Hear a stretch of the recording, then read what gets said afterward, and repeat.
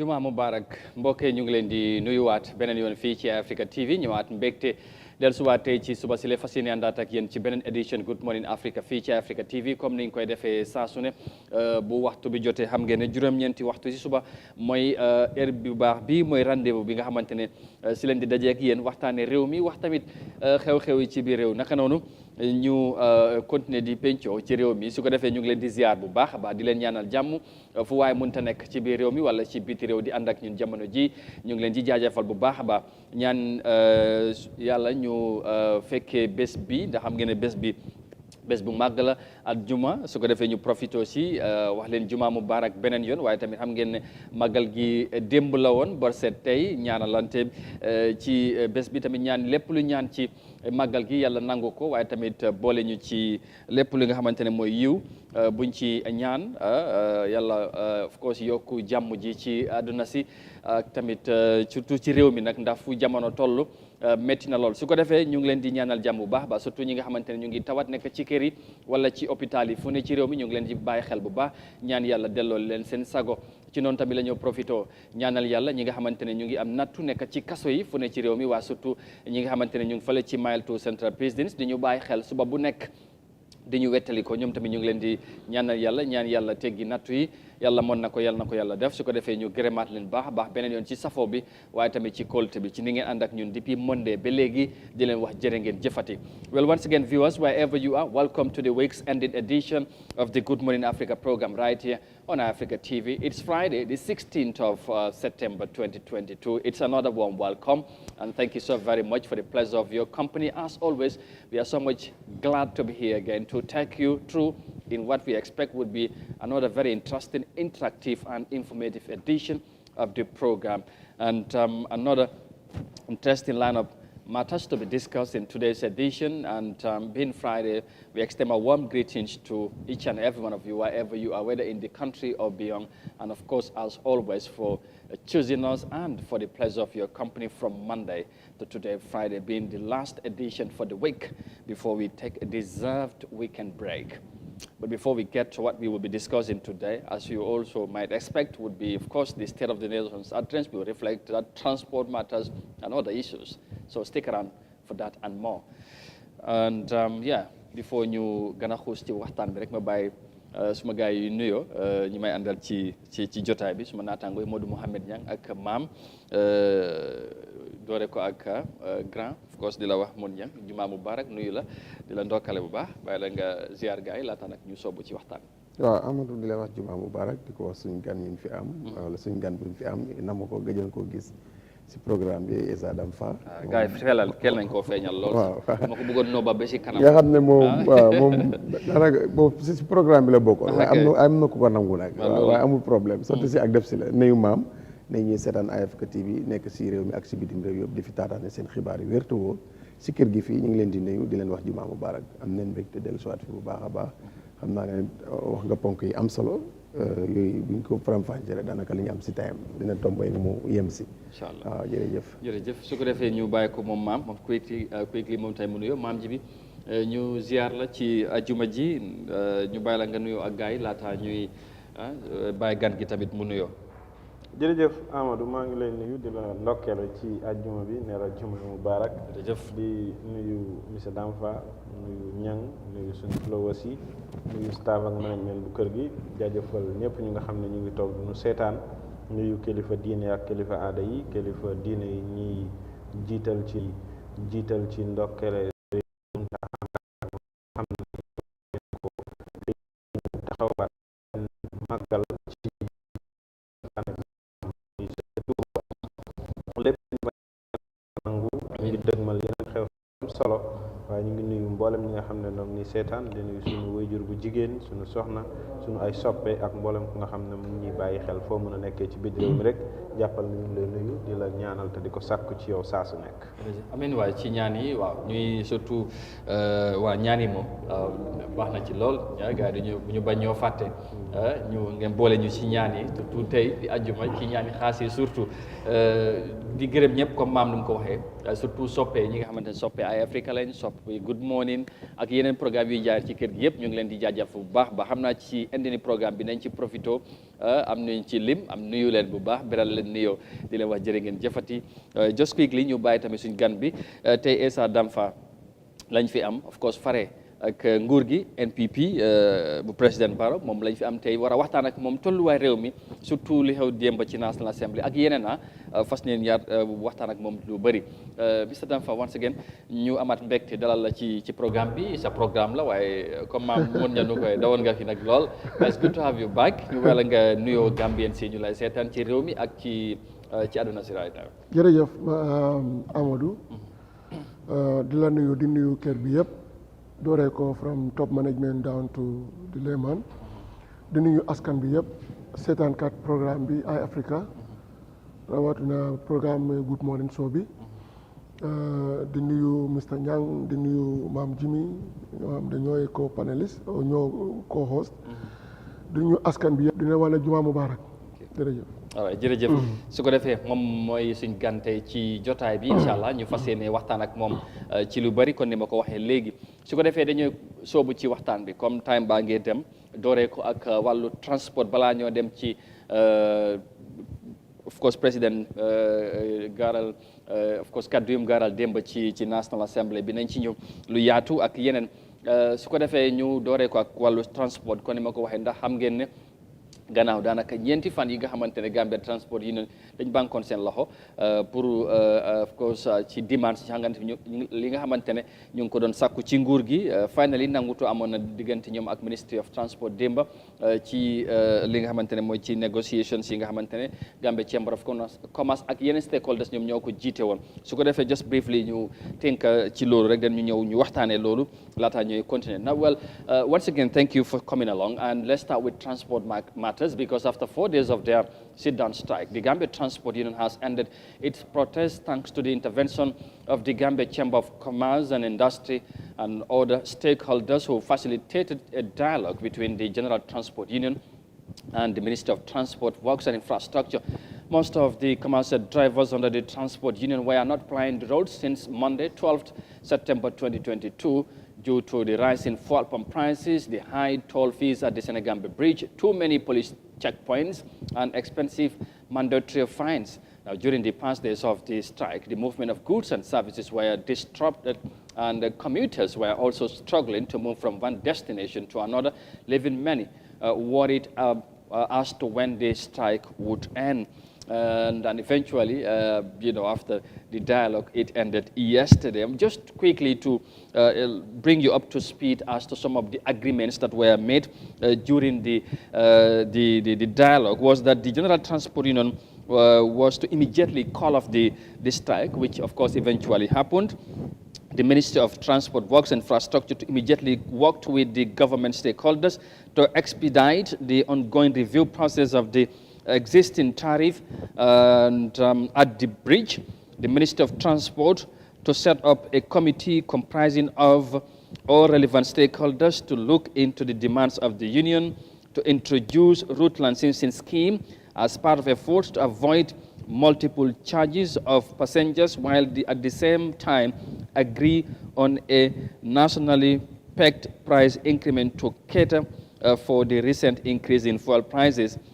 Government to discuss with the union on concern raised about checkpoints. So these are the agreements that led to the suspension of the strike by the Gambia Transport Union. Of course, we would have loved to hear from the president of the Transport Union. You know, we have been engaging him on several occasions in regards to the strike. But since yesterday, probably, I know many, of course, journalists or the media would have loved to talk to him. So apparently, we could not get reach to him. But we would hopefully try before the end of the program to get his reaction. So yes, ñu dellusiwaat rek ci waxtaan bi fan yëpp ñu ngi ko doon waxtaanee parce que dañ jàpp ne yitte réew mi la yitte nit ñi la jafe-jafe bari woon na waaye sant yàlla gannaaw waxtaan te loolu lañ doon sakku depuis day one nañ waxtaan waaye ñu gis ne waxtaan bi yombutoon ba ñeenti fan ñu gis ne driver yi ñu bari ci ñoom ñu ngi banque seen loxo quickly mon ñang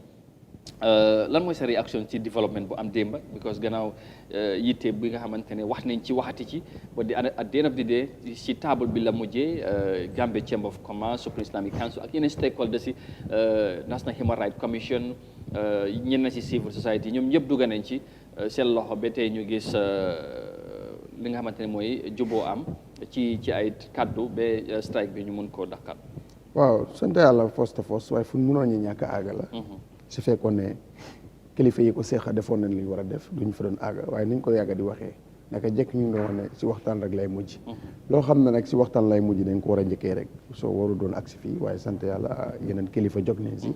lu nga war a ne lu itteel nit ñi la because mbiri demam dikk si réew responsibility ku nekk la ku ne mbiram def si ne because even soo amee sa own moto sax foog nga yow nga dem dikk soo te ñu amul moto ñu oppa foog ñuy dem di dikk kon façon jafe-jafe yi si amee si diggante any department ak any organisation wala any mbootaay so dañoo war a gisee waxtaan te yàgg-yàgg loolu mooy am soo ko bañee tey soo ko nangoo suba waxtaan mooy am te ñàkk waxtaan bu am na lu mu jural askan bi coono ba pare am na la si nguur ñàkk am na coono yi si askan jël te loolu yow mënoon na see ñàkk bi su fekkoon ne kilifteef woon am na wane woon nañ ko si ku jiitee ministre of transport su ko defee nu mu ko war a defee comme nu mu ko defee woon kon da ngaa gis ne duñ doon agsi fi te saafara dina doon am su ko defee itam xam naa ne bu beneen yoon façon yi muy bañ a am lu xew rek neen ko waxtaanee te xam ne réew mi ñu ñëpp ñoo ko moom te foog naa ne amul kenn ku bëgg a réew mi mu soo parce que doo mën a nekk si gaal nga bëgg a gaal bi soo kenn bëggul ko bon nag ku nekk dafa am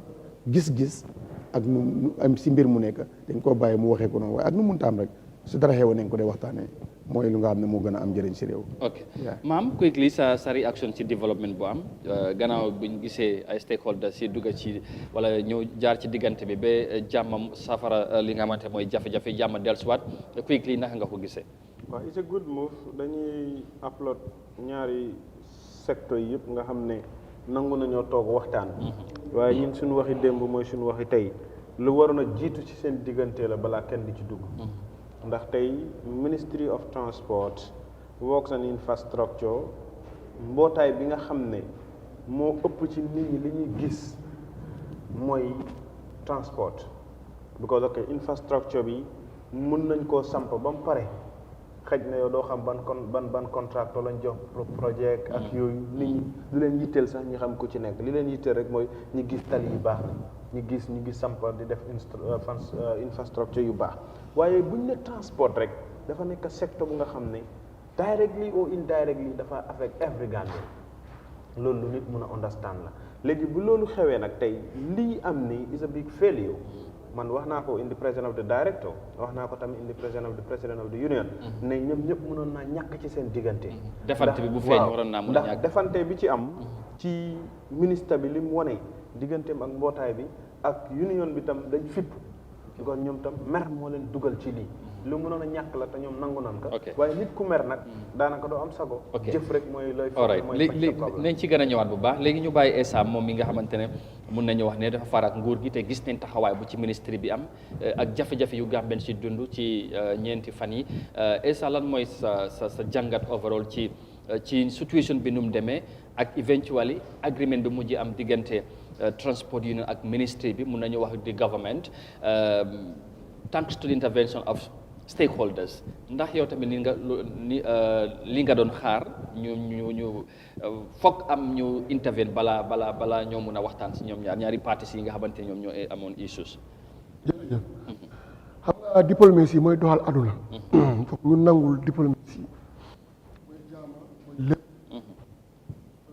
loo gis si aduna pour saafara even xeex ñaari dëkk suñu demee xeex fan lañ dee mujjee diplomatie. xol bi man dama gisoon ne communiqué bu mu génn njëkk jeena from the Ministry of Transport Works and Infrastructure since the transport unions announced them sit down strike ñoom tamit dañ indi seen press release wane ne they are very much surprised they are very dismayed about the action of the transport union because ñu ne ñu ngi si waxtaan understand nga so waxtaan bi mu ngi si digga bi balaa jeex rek ñu gis ne gars yi commencé di announce ne they are going on strike waaye ñu ne tentatively they also have their mechanism in place boo xamante ne dafa indi du indi saafara waaye at least dafa keep damage wàññi jafe-jafe waaw wàññi jafe-jafe ji you know until then they still open for dialogue but before then comme gars yi decide nañ di ñuy dem there is an independent body you cannot stop them waaye you know government also cannot sit and fold their hands like that they also have to bring in something that can mitigate the damage def nañ ko so ñu gis ne 2-3 days léegi 4 days bi gars yi call off they make a consensus and call strike it is a very welcome development lii lañ bëgga xam nga ne ñaari elephant suñ xeexee rek ñaari ñay suñoo xeex rek ñax bi mooy soona est-ce que war naa demee noonu especially in the terms of society nguur gi ministre bi nga xamante ne moom moo njoboote transport union njoboote Gambien si muy toog di gis ñuy defante ñoom ñaar ak union bi nga xamante ne dafa am lu ñu doon demand whatever su fekkee négociation si ñu ngi doon dem sax est-ce que jàppaloon ne nguur gi waroon na ñëw mun a taxaw surtout ministre bi mu am nu mu communiqué te engage transport union dam wax ne because of négociation si jàng doon dem ñoom ñu ne ñu ngee dem strike so we would also put our plans but which you know wasn't effective as ñoom nañ ko foogee woon. Yeah, you know, it's very unfortunate. Man bugguma gis askan bi soxla in any condition, in any way, bugguma ko. Waaye xam nga ne nguur bi tamit they are in a very funny position here. How? Ñun ñu ngi daw am nga lor askan bi lañ daw. In any cause. But eventually dawuñ ko parce que gis nañ ko yaa ngi sonn ay sax. Yes, I have my ground. Let me just plan. Go ahead. Because why in first place, why nguur bi nangu demand union? Why they don't agree? If you just digest that one, you will see they are running from suppressing the masses. Simply because transport union is part of their demand, ne comme ko fuel bi wàññu kon ko pass bi war na yokku. Comme ñoom dañ ñu ngi jënd léegi soo yokkee pass. No, the nguur could have wàññi the fuel. No, what I'm saying. Okay. You know, if you are not there, you may not know. Things cannot work at overnight. No, but there was an agreement of ne price bi bu fuel bi yokko ba this extent. Price bi dafa yokk. Waaw for this okay léegi nii maa ngi ñëw understand naa loolu because communiqué Omar Cissé interview am yu bari dégg naa ko seen président bi mu ne amoon nañ nangudu ak nguur gi ne anytime fuel price raise up to 20%, there must be increment of fuel pass. Pass bi dafa catégorie yëpp wax na ko ñaata moto yi yu ndaw ñaata percentage la ñoo yow ko yëpp dégg naa ko waaye you see the dimension can change at any second. aduna sax mun na change any second, any minute. And now good you see even at sa kër gi yow da nga fanaan ak sa xaalis bi pour dépense nga fanaan tamit ak school fees nga fanaan tamit ak jënd daala pour xale yi nga ñëw suba si rek am emergency bu xew laaj xaalis léegi xaalis bi nga am ni programme ko ba pare waaye now you have to prioritize. Now we all know what has happened in the international arena. Fuel mooy problème bi. Apparently. Fuel moo ngank yu bari. But apparently globally fuel prices are decreasing. Léegi mu ngi wàññeeku somehow. Léegi you know maybe the government could have also put that into account. lu ñu feeñu mooy ministre bi dañu bari lu ñu wax ne Ibrahima Silla also went to the extra mile pour defante ak union bi. I'm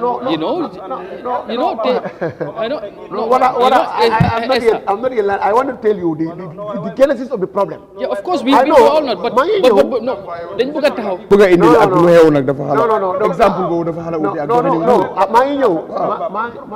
Problem bi nga wax noonu. Omar dem na to an extent. The director was sitting, you were not having opportunity pour nga nekk fi Wednesday. Waaye Omar mu ne dem na ba Silla bi mu ne dafa dem cabinet meeting pour ñu discuss ko ñoom biñ demee ci saafara comme li nga ministre bi am nañ mbetteel ci ñi gis strike bi mu am waaye ñoom ñu ne Ibrahima wax na leen open secretly ne yokk fea moom lu munta nekk la. wax nañ ok léegi am nga ne loolu seen diggante la. understand waaye man tamit suma analysis ak lu ma xam laay ñëwee nii xam nga fuel bi.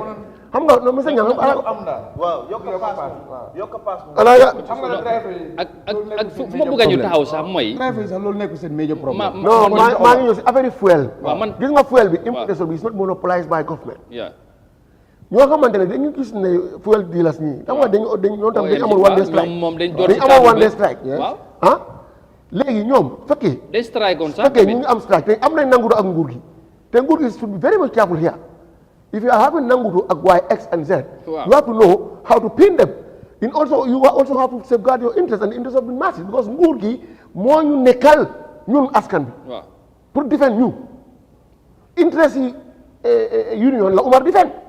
interest yi commercial gars yi yeneen defense waaye ñu ana union bi bokkuñ ci askan bi nga wax bi non waaye Umar wax na ne moom askanam mooy union bi. interest union la moo defend. waaw loolu moom dégg léegi ñun nguur gi ñun la defend. but ñoom benn la. soo léegi. but in this context loolu moo tax but in this context loolu moo tax ñii ñoom ñoo ci loolu position bu nguur gi jël ni Gambien si dafa ne baaxul parce que Gambien no, they will not know. For example, your child at home, asking him to go and do this, do that, he may tell Papa, why haven't you elect? You cannot say Papa is sorry, why you will know it later. Lumo fanka moy legni decision bi gis nga ni fuel fokk mu drop down dana am why ñaata supply lañ indi won da bobu gëna la gëxu but guys yo ko fi fuel fekk supply mu no you have to put all that you have to put all that in the context but all this you are not to be to that driver yang ko survive sax léegi ni bi ñoo yok léegi ni nguur gi yow reeraloon bir ne mu nanguto discussion mu ngi on waaye léegi discussion mu ngi primature balaa moo aaga rek nga ne pam strike tamit loolu tam léegi dal communiqué bi soo dee communiqué bi lan moo indi saafaral da ngaa gis ne ñu ne nguur gi mu expedite waaw nga gaaw ci exactly waaw mu commencé woon waaw mu of course commencé woon na non commencé woon na ñëw na yow Amadou dem na ñëw na mooy dafa am problème bu tax lii am waaw problème bi mooy ne problème am na ci Senegambia bridge bi and ñoom they have been requesting pour yëfi Senegambia bridge bi même to an extent of director wax na ko fii Senegambia bridge bi mu yoon ci loxo Ferris jëlee nañ ko foofu yóbbu ko account understand nga ñun ñoo ko amee léegi ñoom jàpp nañ ne problème bi am fële ñi brutalize seen doom yi understand drivers yi dañ leen dóor understand nga detain ñeen na ci ñoom loolu yëpp ñoom ñu jàpp ne ñu ngi leen victime lan moo tax loolu am nga ne you can also do things without being aggressive into that extent loolu amoon na waaye tamit ñoom si wàllu driver lu tax moom am you cannot block the traffic if you want to do strike let them why do they beat them why loolu am forcing them you could not block the road that's not correct so if you are not blocking the road why according to what Umar said and what communicates from government do you see what did the government they block there's no movement you have no right to do so you cannot block the entire road no movement what they should do is what they did. They have in union that is representing their interest. Come to the union and just make union to understand your. Let them call strike. Union be one partner. So you have to stand for the partner. Okay. Do not. Right. So why you cannot just come and block everything? It's beyond you. Okay. Safara comme am na. Man ñaawul na strike bi. Man referul ma ko because man xam naa ne taxawaayu nguur gi they are there to mitigate the problem because the suffering of the people léegi da nga bëgg this time dañ ko loo bëggoon gaay def ñu ne léegi non luñ mujjee def non Gambien si lu ñu wax lu ñu ministre bi lu mu wax na ba def ministre bi mu ne they were open for a dialogue so what would have been wrong from the minister calling the transport union to come and meet them on their office or wherever you discuss and then they could have proposed this. Now listen. But they have no called them. No. Esa. I'm going to boy. Human rights. Ma'am, Michael. No, ma'am. Michael Mudanal. Yes. I'm going to point the boy. Wow. If you are chatting or talking seriously with somebody on serious thing, but I'm going to ask you to palm strike. You see yourself. You also will see yourself. A minister or a government, how can you see yourself? Yeah, you see yourself. At the detriment of your own people. And that's why they also came with the having a strike with the Black Amphi. No. While meeting Amon Bunjaka is different. No, but it's different. No, Esa, what you are trying to say. No, Esa, listen. Apparently, Liga Buga wax moy nguur gi dañ dem defante at the expense of Gambians in Sona. No, it's not defending because standing by Gambians. No, but in this case, gisuñ ko. Gisuloo ko. Yéen ngeen dem gisuloo nguur gi parastatal si ak institution nguur gi. Waaw ñu def yéen seen moto yi. loolu. GTSC. They were running at loss. ak yeneen people ñoo xamante ne dañ pareew na liggéey because xam nga ne nekkul ne transport union rek est-ce que can we expect am nga ne non Essa du loolu la ñoo xaar si gars yi Essa nguur bi doon expect a defante from a government. Umar rek moo am union de am na beneen Umar Touré from Gunjur is also having union. But in this case you don't don't have union. Omar 95% union Gambie Amara moo ko amee kooku nit ñi xamuñ ko lu mu nekk mooy lu ñoo non waaye bu leen support loolu déglu non man support ma non am na nguur foog mu def leen a jéem a xar li nga wax nii Ibrahima Silla sa communication am nga dafa wane ne driver yi nekkuñ benn yeah that's it that's there taxaw na mu ne mu ngi tàng yellow driver si naka yellow taxi ñooñu ñan lañ duñ ay driver yes one two mu ne mu ngi tàng GTS ñu doon daw bajka waa déglu yes ñoom yëpp tàng nañ am nga ne problème mooy we are not there to faral union or faral whatever we are there to faral government citizens no but not citizens yes this time anybody who comes out to this time loolu amul si this time dafa nekkoon di defante in this case citizens yi ñoo sonna yeah because of defante bi exemple man dox naa from traffic light to Eye Africa here yes understand nga yes lan moo ko sabab yes strike bi waaw am na ku nga xam ne $150 la doon rente town trip understand rent na town trip $300 am na ku duggee moto from Kunkujang Johnson here to Latrikunda mu fay $100 faya Banjul lan moo ko sabab strike bi kan moo si sonna nit ñooñu ndax du ñoom la fi ministre bi nekkal waaw léegi nga ñëwaat si problème bi li ngay wax tey bi problème bi amee dégg la Omar atteste na ne ministre bi call na ko bi problème bi amee si Sénégal bridge bi understand bi mu ko callee mu ne ko ne dama bëgg ngeen ñëw ñu toog waxtaan moom ministre Ibrahima Silla Omar mënutoon a ñëw mu ebal ay ndawam déglu rek déglu ko si mu ngi sooma du mën a ñëw Omar mënutoon a ñëw Omar ebal staffam bi ñu dem ci meeting bi ñooñu demee ci meeting bi ñu waxtaan ba sonna déggoo mënta am directeur mu ne ci biir wax bi am ku jóg ci ñoom mu ne buñ nangoo buñ bañee ñoom noonu dinañ strike from the union léegi nag ministre bi ak ministre bi ñoom loolu moo leen naxari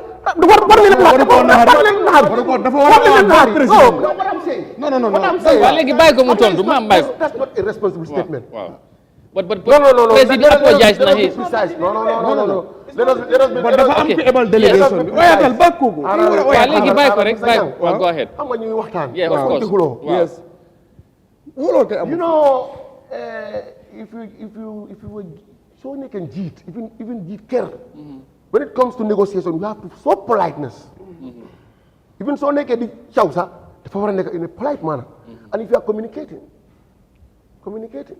with politeness and understand the language that you use understand nga Umar minister bi call la fekkee you are in Basse or Jara Som come with discourse okay at that level fekkee man la danaa cut all that I am doing ma wax minister mi well you give me 2 hours 3 hours I'm coming because you call me I want to come myself if minister said no it's urgent we cannot wait for you then he say okay let me just send my people to come and represent me. But if you don't do that, you send somebody, he just finally seats some, you are here to represent the president. No, Omar sent his deputy. That's what I'm saying something here. Come executive la yu léegi quickly dañoo move on sax because ñoo xam ne any dialogue bi am dañoo represent ci biir waxtaan bi kooku jóg ne wax ne neex ngeen naxari ngeen dinañ dem strike on Monday xam nga loolu waxtaan bu yaar loolu war na wax you are just finding so that's why kii call la pour nga ñëw waaye fokkee su ñëwee at least we have to find solution discuss léegi ni strike bi am na looraan gi am na waaye ndax ñoom léegi ni pass bi yokku na ndax price bi fuel bi wàññi na wàññi because kenn favor is not in favor of anybody strike bi favor drivers yi driver yu bari nga gis ne moomuñ moto yi moo tax ministre bi ne moomuñ moto yi de yu bari nga gis ne ñu ngi drive moomuñ moto yi borom moto yi bugg nañ seen dépense bugg nañ ko yow you cannot just sit here and not go no it's not about that ministre bi faalewul loolu sax am nga fu mu faale mooy you cannot just come here and say by force pass bi wàññi yokku non you cannot say that ok léegi moon ñam comment léegi maye moon ñam mu comment man li ma miin mooy man ma ñëw finally agreement bi nii bu moo am Baye Lamine Diop la ko fekk dañ ko sign yëpp teg ñaata point bu gars yi demee too Gambie yëpp war indi seen point teg Baye Lamine daf ko agree ak ñoom ñu bind ko fa teg mooy saa yu foyal yokkoo 20% ñu yokk paas te nguur moo day yokk paas so léegi yokkoon na paas dem na ba 46% according to Omar ni nga ko waxee yokk paas amul si dëkk bi mu ji recent leen yokk $2 mu dem $10 si yeneen moto yi ak yooyu noonu but lii problème bi mooy ne agreement bi mu ngi foo tegee woon kii dafa ñëw ne moom lii munta am nguur gi mënut lii boo waxtaan dafa war a dalee foofu ñu dem ba léegi but lii problème moo lu gën a nekk driver problème seen problème bi am fële si bridge Sénégal bi bridge bi foofu itam dafa bokkoon ne dañ ko war a wàññi because lu ñu doon fay féer yi still now loolu leen doon fay te bridge bi nag wax dëgg yàlla du bridge bu ñoo nekk di foyaluñ ko and it's true ba pare ministre bi nangu woon na loolu su fekkee ne yow da nga ñëw ministre ñi en over la nga ñëw fekk document ci file ñi ngi tege ñii bind la ñaari yoon ñette yow tontuwuloo nga dem round seet ñi nga élif boolewuloo si ñooñu gisuloo ñooñu del la oyaat mid la kooku mbaa bu gën a dialogue dama ne ministre bi lu mu waroon a def kilifteef la wanewut ci dis problème ba pare bu mu ñëwee ministre of transport loolu lay njëkkee waxuñ ay wook ak ay instruction bi xam ne noo leen ko dee woy waxuñ loolu transport lay njëkkee dafa war a seeti njabootam jege njabootam di waxtaan ak njabootam te Omar nee na li ñu laa wax nii si président bi leen ko jëlee bind neen tontuwuñ bindaat tontuwuñ maanaam ignorance bi dafa bari soo idée sa njaboot da ngaa daje ñoom di waxtaan donte leen dara amul si bon agreement is there boo soo gisee drive yi ne demo bàyyi nañ strike bi am na agreement bi fa noonu kon nañ ko amale woon ak Baye Lamine kilifa nag da ngay doxal sa kilifiya because njaboot gi yëpp si leen bokk ba tey ñu soona ak kon bu ko Omar yónnee délégation ñooñu ñëw li ñu wax neexul la waaye atal président bi bu ko foofu problème moo fa nekkoon bu fa jógee woon problème bi mun naa yokku at ñu gën di continuer di arrêté o yeneen problème am fa loolu tax Omar mu ne mënut a ñëw mu ebal si ñuy ñëwee réaction si neexul la call back di président ba defante moo fa nekk ba ne buñ toogee ñaari fan daw lañ amul dépense jërëjëf loolu lu waroon a jógee si la meñu ministre bu ko ak loolu la Omar wax na loolu ministre bi thank you very much Mon Yang Esa I know da nga bëgg a react ci loolu but finally because they are moving on this issue dégg nga lu Mon Yang wax ak tamit lan nga foog ne loolu la ñu war a mën a jàngee ci issue bi ni of course finally dialogue am na ba strike bi end nañ ko but you know lan nga in your own perspective what do you think mun nañ cee mën a jànge and dafa mel ni yow you are in full agreement and support with the stance of the ministry or the government in this whole issue finally loo ci bëgg a indi rek on final note balaa mi ñu move on xam nga ne point bi mooy de foog ma farle nguur gi because Umar mu ne mu ngi farle union am non waaye nañ ko teg si dëgg nag non nañ ko teg si dëgg bàyyi leen ko Esa da ngay farle nguur si lu aw yoon bàyyi leen ko rek moom mu ne ma bëgg a nguur non Esa dafa farle nguur gi there is no democracy in this building non there is no I am listening attentively to this man da nga say trop ma yow da nga farale nguur gi bàyyi Gambian si amul problème go ahead ani ma waxee nguur gi ñooy Gambian si no but in this case ministre bi nga bëgg a wax ministre bi nga non man okay go ahead I'm not talking about the minister soo ñu bëggee woon luñ dégg foog nga duut baaraan bàyyi ko foog nga ne ministre it's not about lii élec bu maam tam nga ne strike mu suñ kanam dafa amaat leneen dina amaat waaye wax ko ne ñaax ko ne lessons élec bu learned doxalee nii and the position that you think yow nguur gi you see there is no democracy no there is a democracy we are interacting for interjection no waaye man go ahead now go ahead yeah, of course bugguma ñuy seetaan bileem la ne bul fi nekk di no faral no I am thick skinned non bul faral nguur si man sama opinion Wow. man sama opinion Gambia bi yëpp daj man I will defend yeah go ahead okay I'm not new to the media No, so I don't absolutely. mind what their perception Yeah. is my own thinking and my belief yeah okay man sama point bi mooy waaw foog ma faral nguur gi nekkul dem ma ngi faral ministre bi nguur gi ñooy Gambien si problème bi dem ak ñëw bi yëpp suñ ministre bi nangu instantly it will fall back to the Gambian pass bi yokku tey nañ nga xamante ne driver yi tamit dog pass bi amoon na fi moo tax ñaari ba léegi sax ba léegi mu ngi am ba léegi gis nga nga yoone nga jël Brikama faaraatu bu sumba fay balaa nga am Westfield nga fay 50 au moins léegi ministre bi tamit dañ pare woon ne pour indi régulation boo xam ne ticket bi moo war a am yow soo ebbee Brikama garas dem pour Banjul dafa nekk straight Banjul bu binda fa sa moto bi kii Banjul la day dem waaye indi nañ ko waaye mënuñ ko implémenter lu tax mënuñ ko because ministre bi nangul déedéet kan moo ko propose ministre yi ñoo ko indi non it's the failure of the union da nga Umar problème am mooy moom ñeme na nguur gi waaye ñemewul driver si loolu mooy problème Umar ñeme na nguur gi waaye ñemewul driver si he cannot control his people. non Omar nag dafa support ministre bi si loolu dafa ànd ak ministre si loolu ma daaneel ma tamit Gambien la comme yéen ñi ma ngi fay paas yi may leen ma daaneel non yéen yéen nga amee moto Umar non moto bi na mu dee teg fale man understand nga Umar ñeme na nguur gi de waa ñemewul driver si loolu mooy dëgg tey man fu ma war a su ma jàngat si yusuf yëpp mooy xeex baaxul xuloo baaxul ñiiroo ngaayoo baaxul nañ agree always bring solution to the table ñu discuss ko defante bi war na am yëpp saafara bi mu si table bi nañ jël table bi diplomacy to solve our problems not to take the law into our own hands or to be emotional, to be driven by our emotion, whatever. Let us stop that one. We are Gambia, one family. This is a very small country. Right. That's more small jungle. Okay, thank you. Union be whatever strike any other department. No, baal ma ñu move on. We have some other issues. ñu dem ñu move on because mala bàyyi so esa dana respond bi la ko bàyyi so let's move on. We will move on to the State of the Nation's address, of course. xam naa ñu bari tamit nañ koo xaar but ñu move on rek amu problem because dama bëgg tamit ñu waxati benn point bay loolu ci kanam la. We'll move on because in his statement of the nation's address before the National Assembly on Thursday, President Adama Barrow renewed his government's determination to bring a new constitution, announcing that it has already tasked the Minister of Justice to prepare a draft. The country spent over $100 million to a draft constitution following the fall of the former dictator Jammeh's regime, but it failed to come into existence after the majority of the lawmakers at the National Assembly voted against it. Mafuji Sise has the details in this report. The National Assembly members managed to bury the draft constitution, which attracted the attention of both local and international attention, calling him to revive the draft constitution. This did not materialize despite 116 million taxpayers' money being dropped into the waste bin. As the constitution remains a top priority, my government is determined to oversee the crafting of a new constitution for the Gambia. Therefore, the Ministry of Justice will resume work towards tabling a draft constitution before this August Assembly. As part of its mandate, the Ministry will continue leading the review and harmonization of existing legislation with particular focus on laws that suppress freedoms and rights. For now, bills on criminal justice reform and mutual legal assistance are before this Assembly. I hope they will be dealt with eventually.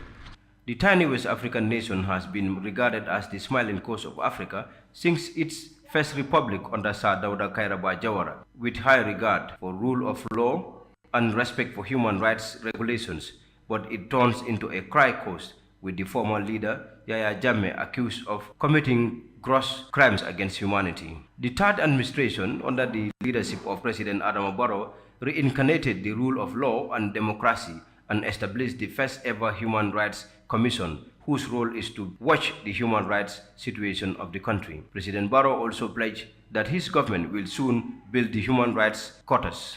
Mr. Speaker, with 3 years of existence, the NHRC proved to be fully compliant with the Paris Principles. As a result, the Global Alliance of National Human Rights Institutions granted it A status. To the credit of government and the Commission, the African Commission on Human and People's Rights also granted it affiliated status. Thus, it can share submission with them on human rights issues within the country. We will support its attainment of first-class accreditation status. The Ministry is committed to the construction of the African Commission on Human and People's Rights headquarters as part of government's contribution towards hosting the Secretariat. Its purpose is to transform the Gambia into the capital of human rights promotion. Rights bodies such as African Center for Human and People's Rights and African Human Rights Studies. Gambian and international human rights defenders had firmly stood against Jammeh's leadership, which eventually led to the citizens' decision to vote him out in the December 2016 election, which forced him into exile in Malabo, Equatorial Guinea. Mafuji Sise, iAfrica News. All right, Mafuji, he said there. Thank you very much for that report. That was the part of the many things the president told lawmakers and, of course, the Gambian people yesterday at the National Assembly during his State of the Nation's address.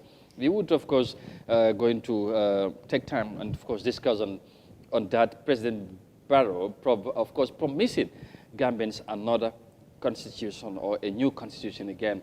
So he have already tasked the Minister of Justice to, start drafting a new, of course, or to work on a new draft for the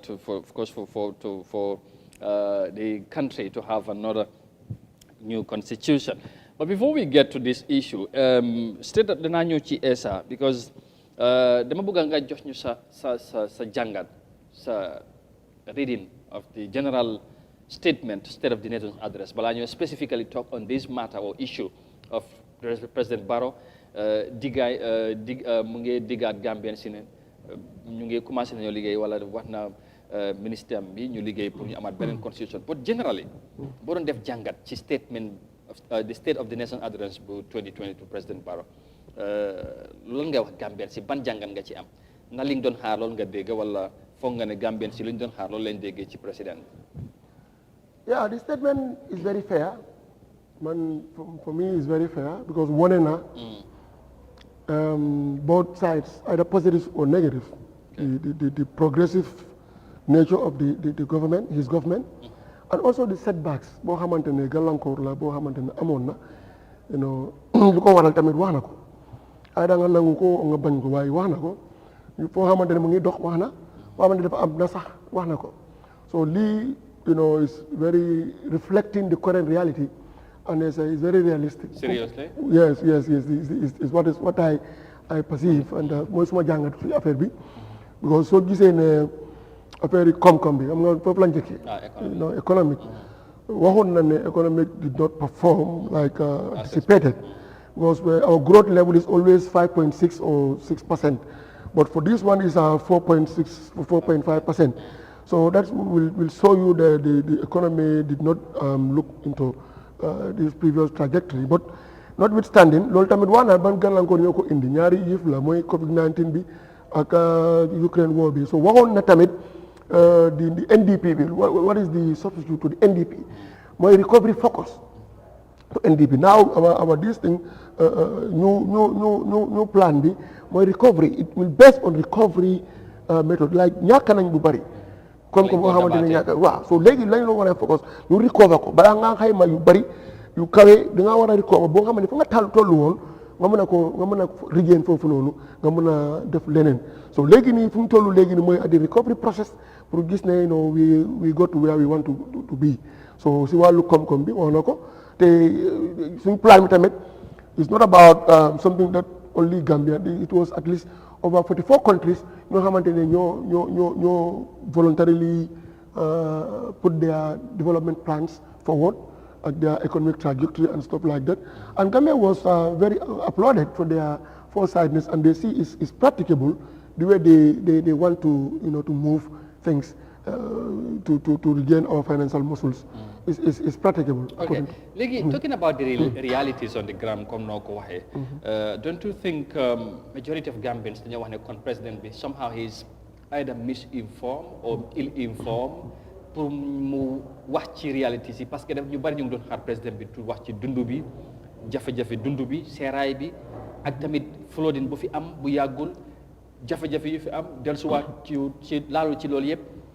ak security concern yu am ci réew mi waxul ci loolu est-ce que loolu foog noonu is a missed opportunity pour président Barrow démb mu toogoon jàkkaarloo Gambien si wax ci nguuram bi masaw si Gambien si wax tamit nguur gi naka lañ ko gisee ak ban taxawaay lañ ci am dan joxe statistics ak statements yi nga xamante ne ñu bëri ñu ngi wax ne lu bëri président bi la ñu wax démb ñu ko war a waxal Gambien si lu ñoo dunda waxul leen ko ku wax loolu de dina ma jaaxle xam naa dinaa ko wax ne kooku ndaa follow wut statement bi o xamut o munut o dégg waaye xam nga amul fekk président bi wax na ko living condition waana ko fan la wax waana lu tax économie mu ngi where it is mu ne non ma ngi ñëw mu ne skyrocketing of the prices waana ko mu ne prices of basic commodities they are going up. But xam nga that's not news man li may wax that's it waana ko is there when you go to finance this the column bi. I'm not talking about moom la mu wax ne di président Barrow wax na lu yàgg but li may wax mooy mu wax na ne moom yëg na ne Gambien si ñu ngi struggle ci jafe-jafe dund bi waaye nguuram bi li la ci def wala li la ci fasee def pour mitigate that skyrocketing of prices of food commodity dégguloo loolu mu wax ko. Gambien si dañ doon xaar loolu. wax na ko loolu moo tax mën na la ko mu wax na mu ne price yi yokku nañ ñu ngi yokku lan moo waral price bi mu ngi taw wax na ko you have to tell them what happened. I repeat. understand waxuma la mu wax na ko causes yi. waaye moom mooy tamit mooy Covid ak Ukraine la fi wax loolu moom is not news. xanaa loolu bokkut yu yokku price bi bokkut. but foofu rek lañ ko war a plug. what if I this is what we call globalization xam nga waxoon naa fii. waaw. xam nga problème ñaari problème moo am beneen problème bi mooy internal problème la you can blame entirely government on that. mooy lan. ñoo xamante ne within the territory of the country. yeah. waaye loo xamante ne. non foofu na leer ci ban aspect. For example when you talk about the internal security. waaw. You talk about internal security. If there is a lapse or failure, you can blame the country on that. We'll get to that later. Okay. Wow. When it comes to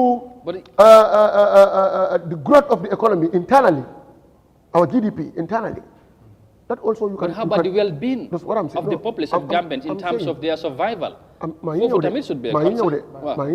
ma ne fekkee ñii yëpp ñu ngi am gàllankoor we can say nguur gi yow policy seetaat ko nii ak nii waaye boo xamante ne dafa link globalisation boo xamante ne is interlink mooy dund nit ñi dund bi defaruñ ko fii essence bi defaruñ ko fii te essence ak Ukraine ak Covid-19 is all linked understand nga mun nañ ko loolu tamit mun nañ ko defar waaye that one is going in progress wax na ko si in agriculture wax na ko ban jàngat lañ def ak soo demee si animal husbandry nga dem si yenn fànn vegetable and whatever ground even daaw it increased. Esa, you know, no, hold on. No, Esa, Harald, you know, the fact of the matter is, you know what is happening in this country. Yes. You know how people are struggling to put food on the table. The money, President Barrow gave now a Gambian seat. During the inauguration of this new cabinet, Vice President Bidefa talk, the first port of call, my minister Jema Regle Dundu Nini Serai bi, James Tahoe, security jëm see taxaw among other issues but since then gisaguñ ci dana progress buy Gambien si taxaw wax every day seeraay baa ngi gën a yokku président Barrow démb waroon na cee mën a taxaw nguuram bi these are the mitigating measures yuñ put ci plan ci table bi pour wàññi dund bi waaye loolu laay wax xam na ne yu ñëpp maa ngi am very tedious secret here boo xamante ne nguur gi ñu ngi koo def pour wàññi pour gis ne affaire bi wàññi am nga problème bi mooy acca wax ko gaaw xam nga problème ba soo gisee statement yi vice président bi waaw waxoon na ko lan la wax mu ne na government ubbi LC letter of credit to the intended Gambian businessmen ñoo xamante ne ñoo doomu Gambie dañu pare business waaye amuñ garantie because if you want to bring gaal maalo si réew mi you need not less than 200 to 300 million amuloo xaalis boobu noonu amuloo garantie waaye da nga pare su ñëwee da ngaa liggéey affaire bi dafa compétitif bi su amee rek dafa wàññi ko léegi nii mu ne na government ubbi la yow ak sa compagnie da nga bëgg a indi waaw am loo moyen ñu jox la moyen nga dem indi ñaata LC lañ jox moo daan 2 months ñu ngi joxe LC am na ñoo xamante ne seen gaal yi ñu ngi ñëw am na ñoo xam ne ñu ngi kutu kara pour indi pour ñëwee non you will see right back of price less than $1,200, $1,300. Yes, are you on record there? I'm on record. It's there. And you can go to Central Bank and ask them. And you, no, what I'm saying. When you are portraying, yes, Sako Malo waxoon nañ ko fi dafa war a jar $700 waxoon nañ ko fi. Why? Good. Yow am nga solution. Mooy we have to be food self-sufficiency. Why loolu du mën a nekk on overnight. Don't go and take it. No, you have to have your long term, short term, and medium term. Why there are no signs or indications? That's a science. That's a science. Over 6,000 hectares. You don't check on his agriculture. He won't know. Over 6,000 hectares is on the cultivation of only rice. Where? In this country. Wow, so no. No, Esa. No, what I'm saying. If you go to his statement. I'm saying people are saying president is misinformed or no. It's not about misinformed. Because the statement that he's reading is written by other people and the statement is there. We are just trying to analyze the statement. What perception, the people's perception, is left to them. But you are asking me to analyze the statement. Yeah. So I'm saying, when you go to agriculture column, you will see it there. No, what I'm saying, You see there. people are saying, those people who you've been the law this statement, Joko president, Wow. is either president being come naked misinformed, or wahum ko li am. No, Parce que no. yow li That's nga the wax ni thinking. 60 fan la 6,000 hectares is there. president Barrow waroon na ko wax ci fan la nekk ci Gambia bi fi. You ask them, go there and ask them. You are a journalist. No, but They will tell you, but what was there? I'm telling you what is there in the statement. But is that reality that you see? What I'm analyzing, that's what I said. He said, Give us facts I'm and not, evidence of that's what I do know. What I do know about LC, waxoon naa la ko fii. Manela government is opening LC to people, guaranteeing people to come and bring rice. That's not the solution. What I'm saying, no, but it's not so. So what do you want now? What is the solution now? Comme nga nekk di wax ni develop agriculture bi. Léegi su fekkee loolu it has to go in parallel. You cannot have that one overnight. C'est léegi tey lan la nit ñi dund. Xanaa élaborer président Loolu foog nga am mécanisme in place. immediate mechanism short term xam nga da nga am long short and medium. waaw foog nga am loolu. short term plan waaw léegi waaw. gisul benn développement bu mu def si agriculture. non boo xam ne ni dafa pare pour mbay mi développe. waaw ñu bay lu ñoo dundee am ko si biir réew mi. te ma yokk ci ne président Barrow dafa taxaw state house mu ne bu fekkee ne ñaari réew xeex nañ mooy Ukraine ak Russia xeex Afrique yëpp di jooy comme problème am na. wax na ko. waaw léegi te moom it's about Africa, all the entire Africa. waaw léegi moom mënut a wax na ko mu ne Africa is over 1.2 billion.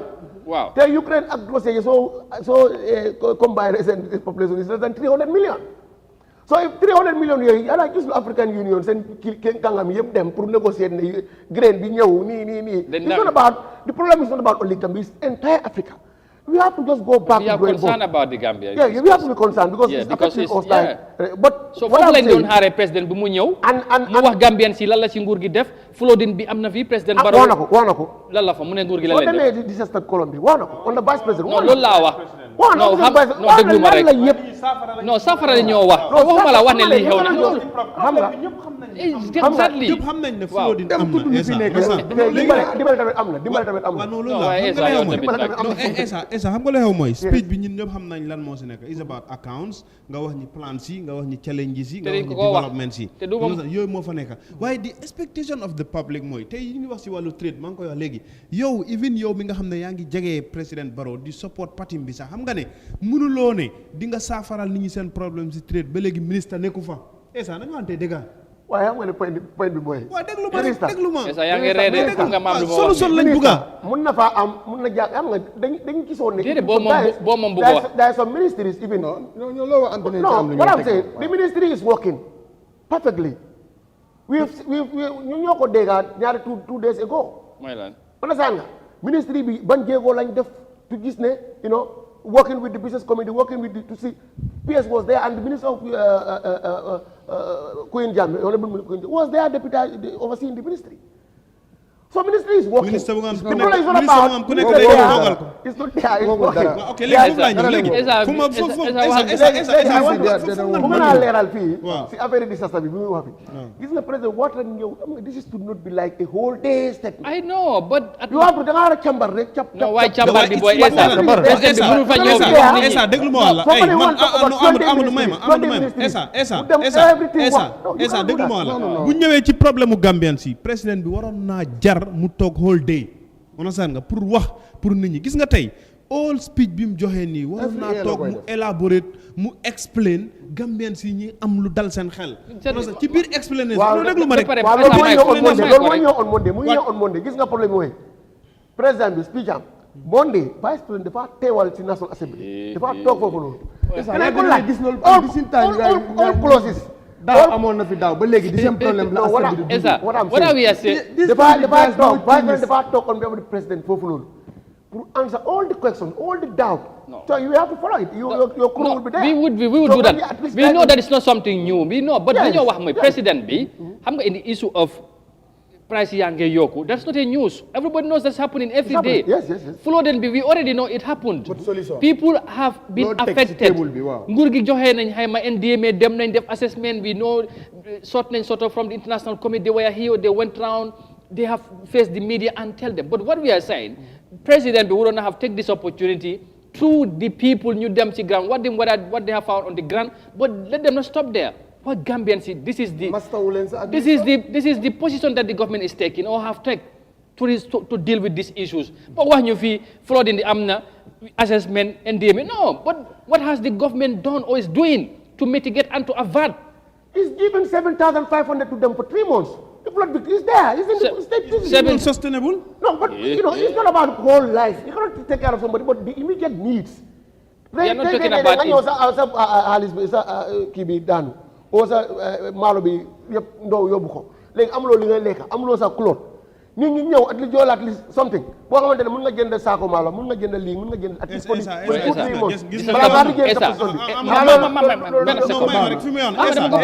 esa ci 3 months yi nga ñi nga wax nonu victimes yi ñoo gënal seen bop ñi nekk Friendship Hostel ñu ngi wax ne dañ leen indil notice amatuñ lek amatuñ dundu legi kon kan lan lañ ban dundu ban ko victimes yi nekk Friendship Hostel ñu laaj NDMA non mam NDMA kon non disaster bu am waaw so la non may ma rek NDMA ñu laaj leen esa loolu am esa is that responsibility esa disaster bu am vice president bi génn the first day yes the next day president bi génn what does that mean yes it means concerns for the people and also it means the magnitude itself was something so huge and like you said concern to everybody including the president so loolu bu amee ci réew président bi daanaka di boobu waxul ci dafa dem na war na ba ñaata yoon la dem Banjul but dafa del this was mu ngi ci kanami député yi you have the executive and the legislator so ñi ko war a jox li mu war a they should have highlight the issues comme some of li mu wax li xew ak nguur ñaata millions but in reality yow nga dem victimes yi ba léegi ñu ngi ci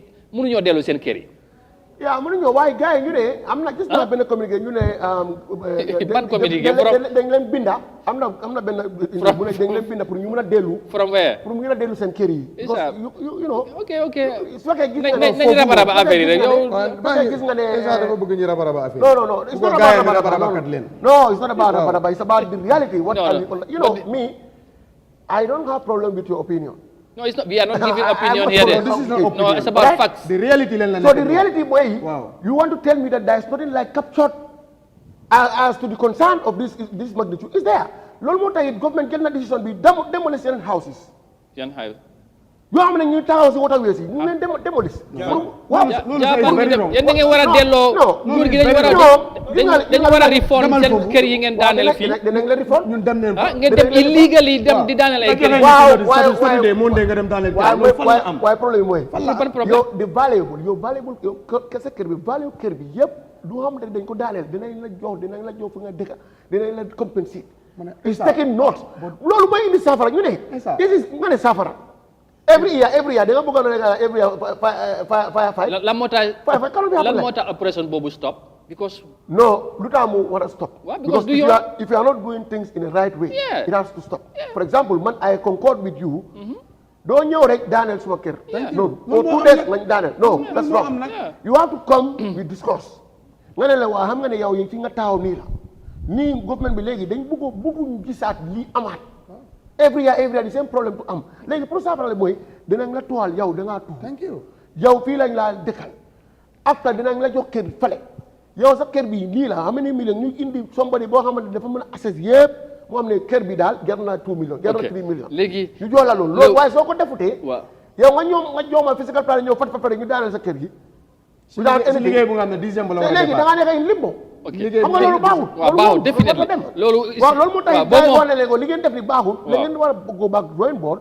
léegi ngeen assess thoroughly ngeen ñi ñoo xam ne they involved in it they have part of it emotionally because xam nga sa emotion tamit. léegi nit ku def loolu ñëw def deliberate mun naa ko waxee deliberate li kooku mu ñëw mu daaneel ay fens jàmbur te yow xam nga ne kum def yow xam nga ne kër yow xam nga ne kooku lim def baaxul léegi kooku lan moo ko ci war a fekk ku joxe direction yooyu nothing. No, what I'm saying. No, nothing. Huh? Nothing. But why? Sir, ex-Sonam government, they will take full responsibility of it. At the expense of the Gambian money? What I'm saying, they will take. But Anna Gambia, déglu ma rek benn nit ñu teg la place nga war a def décision yu correct nga yow nga def sa décision yu la neex nga daleen këri jàmbur wala fens jàmbur nguur gi war a jëlaat xaalis yi nit ñi ñëw fayaat ko te fekk yow li nga war a def da nga ko war a jaarale si yoon. Amadou non but daaneel bi moo warutoon am. non dana am No, but in the way lim amee moo war doon am. Way and the manner. Yeah, this is what I'm saying. Waaye daaneel kay foog mu am. Waaye balaa ñu daaneel sa kër gi. Waaw. They have to engage you. Daaneel foog mu am de daaneel ko daaneel tey daaneel ëllëg daaneel gannaaw ëllëg yëpp daaneel foog mu am waaye you cannot daaneel somebody's kër. Just like at least sitting with him and just at least asking his consent. Okay, léegi ñu move on to this one. moom tamit xam lu leer ne man dinañ ma jox kër dinañ ko sampa. Ok léegi man Essa dama la bëgg a laaj bala ñu dem si président bi lu mu wax straight ci constitution bi because bara mu ñëw promet ñëw constitution. waaw ok waaw léegi demal ci loolu boo pare man dama bëgg a laaj Essa. xaaral mu laaj Essa dama la bëgg a laaj gis nga tey ñun ñëpp Gambien lañ Essa. te lii xew ñun ñëpp ñoo ko yow dëgg la bëggoon ngaa bokk ci lawmakers yi tey boo fa nemoon di nga xaar luwaa yuy ñëw pour nga taxaw réew mi waaye tey li président bi riit yëpp Gambians yu bëri even ñi support président bi sax taxaw nañ ñi ne président bi ñii nga xam ne ñoo koy jox muy wax nañ koy wax di realities Essa yow xam nga ne ndaw yi amuñ xëy yow xam nga ne dëkk bi ndóol gi bëri na dund bi seer na coming back to the realities of président bi mënta matale lépp waaye ñi koy liggéeyal ndax jotul ñu koy wax tamit liy xew ci biir réew mi waaye xam nga ne point bi booy man weeduma and even the president himself waxul ne réew mi mu ngi neex waxul ko waaye waxul tamit mu ngi naxari de waaw naari wax na ko loolu mu tax mu ne skyrocketing of prices loolu dunda bi su seeree rek naxari na waaye léegi lan la ñu war a xaar ci loolu non Essa du loolu Essa point bi du loolu kii non laaj na ma non Essa déedéet non bii non maam yow da ngay non Essa duñ la may fi non duñ ko mën a bàyyi tamit mu wax mu rabaraba wax bi noonu tamit mënoo ñëw xaar kii rabaraba la mën a wax si lii bu ko waxee rabaraba moo koy topp Essa mu dem you just assume it am doing rabaraba non du rabaraba sax li wax bi toll what I'm saying waaw let me just answer this gentleman yes point bi mooy president is loolu moo tax ma ne la this speech this statement is very fair waxut ne only the achievement he also lamented on the setbacks all of ko boo xamante ne moom jaarul in doing so achievement of Ministry of Youth and Sports wax na ko the achievement that they have and you can say thank you for that setback but the fact of the matter is Ministry of Youth and Sports ak Ministry of Trade xanaa you don't see that fu mu waxee ne job market like job market boo xamante ne job seekers and job and employers boo xamante ne leen link ñu ngi defar loolu boo xamante ne if you want to work you go there and apply Ministry of Trade will facilitate for you to have job contact the private sector war nañ lay dooleel because ñu gis nañ ne any government xanaa yow ay Bissau yéen ay Burkina Faso nga nekk di waxal No, you are not following. You go to trade on this column that he said there. I know. Go there and stick. I'm not telling you something from my imagination out of blue. It's from the statement. It's there. Go and check. Go to the trade and you'll see. The linkage between the job seekers and the employers. No, Essa. Is there. I know it seems you are defending the undefendable here. Minister of Youth and Sports also. We've seen Yoko the sport. We've seen Bohamandene. soo demee yeneen support boobu ko def train boobu ko def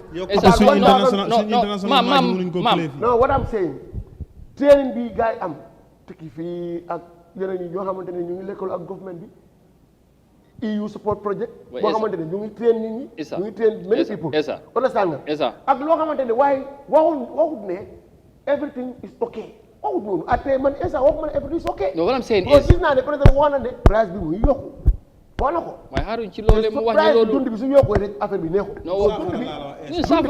saafara bi mooy you have to boost our economy si naka productivity economy war na jóg loolu moo tax mu ne the trajectory is going because bu njëkk bi lu ñu daan am wàññeeku na because of this comme léegi nii we have ne recovery loolu moo tax mu ne recovery focus recovery focus for our NDP mu ngi try pour recover pour ñu dellu back fu mu nekkoon ñu mën a am xaalis léegi affaire LC waxoon naa la ko. no Essa you know what majority Gambians are saying mooy président bi to some extent lu mu doon read ñun xam nañ ne duma moo ko bindaa this from different ministries and departments ñëw ñu def seen filings ñëw indil ko but Gambians dañoo wax ñooñu nañ ko wax di realities on the ground ñu bàyyi di binda président black and white on paper rek ñu ne koy readal Gambians yi. what is the reality now what is the reality? The reality is Gambians are suffering. waaw léegi what is the solution? No. nguur gi moom foofu la ñu xaaree nguur gi indee solution bi yaa war na la bëgguloo loolu bëgguloo koo dégg léegi yow ana solution bi wax naa la ko fii ma ne mooy vice président bi wax naa si bële mu ñu nañ open LC pour gars yi jongante because ñun xamoon nañ fi time benn opérateur bi am ci télécom industrie loolu démb dégguñ ko de loolu démb am ñaari gerte bi ngeen leen di compétiteur léegi affaire wàññeeku loolu dafa waroon a ñëw loolu mooy indi loolu waaw tey la gën a bon waaye at least waaw non yooyu sax xam nga loolu sax waaye compétition bi dafa wàññeeku affaire dafa seen affaire am sim card bi sax woon ak loolu depuis tay bi yaa jàmme loolu kay sim card ak free loolu moo tax ma ne la competition is always good in any business xam nga businessman problème am mooy let's move on naka la mën a maximiser profit okay let's move on mooy problème businessman bi xoolaatul askan bi xoolul kenn naka la moo mën a yokku profit bi rek ñun dañ fi nag nguur gi dañ fi am government pour mu taxaw ci loolu mu fexe mu régler jafe-jafe Gambia in terms of dund kon mënu la ñu wax fii business price control you cannot have price boo ko waxee ñun gis nañ businessman yi from a report bu jóge BBC ñoom ñëpp ñu ne ñu ngi dee ci fay ay taxes businessman yi ñoo ko wax ñu ne ñu ngi dee ci fay ay taxes waaw léegi xanaa maalo ñu ngi fay taxi maalo government is losing over 40 million every year. Is reflecting. ndax feeñ na si yow ndax feeñ na si yow. nguur moo ko war a réguler. nguur moo war a régler loolu. waaw régler boobu noonu. loolu la ñoo indi because bi since 2016 2017 Barrow ñëw all na business community yëpp mu ne bugga naa kii bi wàññi ñu ne lii ak lii mooy gàllankoor ñu ne taxe bi ñu wàññi taxe bi ñu ne léegi nii amoon nañ lu ñu indi woon ba jeexut. boobu jee ñu ne léegi port bi suñu ñëwee seen gaal yi def day yaaga foofu. waaw loolu la di fee demoo rek. understand nga. bétal léegi ñu ngi dem léegi ñu ngi expand port bi tamit su jeexee tamit. ba ñu amaatul loolu. da ngaa gis ne dinañ wax ak beneen dinañ wax ne exchange rate. this. business in money solution is ñu dooleel Gambian si ñu jongante ñu dugg si marché bi si marché bi. ok jërëjëf. ñoo xamante ne yow sa doom ak suma doom ak suma jarbaat ak suma papa ak suma yaay suñu duggee duñu la gis tora. ok léegi baax li fi ñu ok léegi waaye yu bari ñu dee indi kee. waaw problème bi ñoom ñoo problème bi. ok fine léegi constitution bi. parce que nañ continuer fii duñ la may nga noppale. non I don't even need to noppale ko. ok léegi yow what's your view on that? President Barrow is publishing a new constitution. Yes. After spending more than 100 million in the trash. Yes. So how would Gambians see this also? Xam nga constitution loi man made loi du sariya du alquran. Waaw. Right? So defaree baaxul nga lifin ko nga indiwaat benn ba ñu d'accord ci. dee boobu noonu dee wut si cabinet bi de si parlement la dee. ñan ñoo ko faral. député. ñoom député yi ñan la. député. waaw man I will not say why X and Z non député. non cabinet deewul foofu. non waaye bi feetu dem pexe mi si cabinet bi la jógee. baal bu dee bi nañ wax buy war a mu ko rey si cabinet bi la jógee. pexe mu ko rey loolu illusion pexe mu ko rey ak idée bi yëpp si cabinet bi la jógee. loolu sax xalaat moo tax xalaat de. because cabinet bi parce que dañ ko fësal. sa gars yi ñoo ko ñëkk a fësal. non fi am. bàyyi ko mu explain. xalaatam la. waaw waaw lu wér na mooy. waaw fan la dee si parlement. waaw fan la dee waaw. loolu mooy évidence bi. wala moo ko rey. réew mi mooy député yi ñoo nangu pour mu passe majorité bi nangu. ñu ne loon xew lu tax. mix reaction yeneen yi wax na ne lii speech hunting yeneen yi wax na lii mu ngi dooleel yeneen kuréel bàyyi yeneen yi so it's not balanced. What was the main one in terms of the publicly is the retroactive law lu tax yéen ñi àndoon a Barrow yëpp nangu leen constitution mu jàll. non mandate wala retroactive law bi. non bul wax loolu xam nga ne. c'est le problème. xam nga ne opinion la du wax ne yéen ñi bëggut Barrow xam nga ne constitution. xanaa yéen ñi ànd ak Barrow ma ne yéen ñi ànd ak Barrow ak naam si ñi fa taxawoon pour Barrow yëpp retroactive law bi kese lañ sukkandiku seetuñ all the other bindings yi fa nekkoon waaye pour ne président Barrow buñ neenal 5 years am bu njëkk 5 years bii mooy nekk first time mu taxawaat loolu rek mooy seen problème. ok xaaral ma tontu ko loolu xaaral yooyu di seen opinion ngeen nekkat. ok in first place in crafting the constitution is it there should be a retroactive clause there in anywhere in the world there should be there in anywhere in the world war na faa def war na faa nekk. dafa war a nekk wala waru faa nekk. war faa nekk in anywhere in the world boo xamante ne da ngaa defar loi boo xam ne nga ne waaw ku saacoon daaw sax dañ ko war a caw si anywhere in the foo ko gis. waaw loolu amul. waaye sàcc lu waa nangul sàcc. non dama ko laaj. nañ solo am boru ñang yow soo juumee nangul. non ma juumu fi de. waaw juumloo kon léegi su ma waxee lu am tamit. waaw non dama ne yow léegi amut. non dama ne yow nangu nañ ne amut. dama ne yow yaa lu daal ñu ngi ko war a bàyyi si demee ko sori mu def without duñ challenge loolu is kind of nasaxal la lu ñu ko mën a xalaat. léegi it's not about Barrow or Essa non déglu ma rek it's about the loi Gambia. Essa léegi man bëgguma sax ñu tax parce que loolu dañ ci waxati. waaw dama bëggal ci digge bi es bi xam nga kii moo wax ne non xam naa foog waa dafa baax non xam nga lan moo tax maam indi loolu waaw lu am solo la parce que dañ ci jël alali réew mi dugal di Gambien si jël téeméeri million ak li teg président bi moom mu ne non loolu laa wax président bi mu ne moom te dina bokk ci legacy am mu indi constitution bi nga xamante ne 50 years kenn du ko fi jële Gambien si am yaakaar mu champion ko gërëm CRC bi at the time ba loolu yëpp pare ñu ñëw yaa ngi wax ne benn ci li baax yëpp ci constitution bi dat retroactive law point boobu bi nga wax loolu rek war naa tax ñu jël loolu sànni Gambien si wax nañ loolu ba sonni non let's move on duñ ci débat président Barrow taxaw démba non am na leneen waaw dama bëgg rek pour gars yi understand contexte bi fi ma bëgg a jëm mooy dafa taxawaat démba wax ne Gambien si tax na mooy diggee na ministre bi nañ justice ñu commencé bindaat ñu draft beneen constitution ñu liggéey ci mu indiwaat ko pour Gambien si bu boobaa ndax mun nañoo xaar kon lu mel ni comme président Barrow boole sax xëy na taamam bi taxoon comme ni nga ko gisee rétroactive mooy first time bi moom di nga ko ci boole ñu indiwaat leen loolu génnee ko ci yokka ci leneen wala lu fa nekkoon gaa yi génnee loolu indi leneen pour indi beneen ñu constitution naka nga foog ne loolu président bi mun na koo defee ba indi constitution bu bees bi nga xamante ne tey Gambien si wala loo meekas yi nga xam ne ñoo ko rejection dañ koo nangu ba tey mu mun a jàlla man de mënuma préempt xaw ma lan lañu frame bi indiwaat ko I cannot préempt that one ba booba suñ ko indee ci taabal bi ñu jàngat ko ñu xam ne fa lan moo fa nekk su fekkee is ok fine su fekkee ok wu tamit su dee tamit ñu xam ne dee na jël xaalis nit ñi kon non what I'm saying yaa ngi bëgg a yombal loolu yow tamit what I'm saying no but the way you are taking it is like yaa ngi ko defar pour Gambie yi defaruloo ko pour Barrow de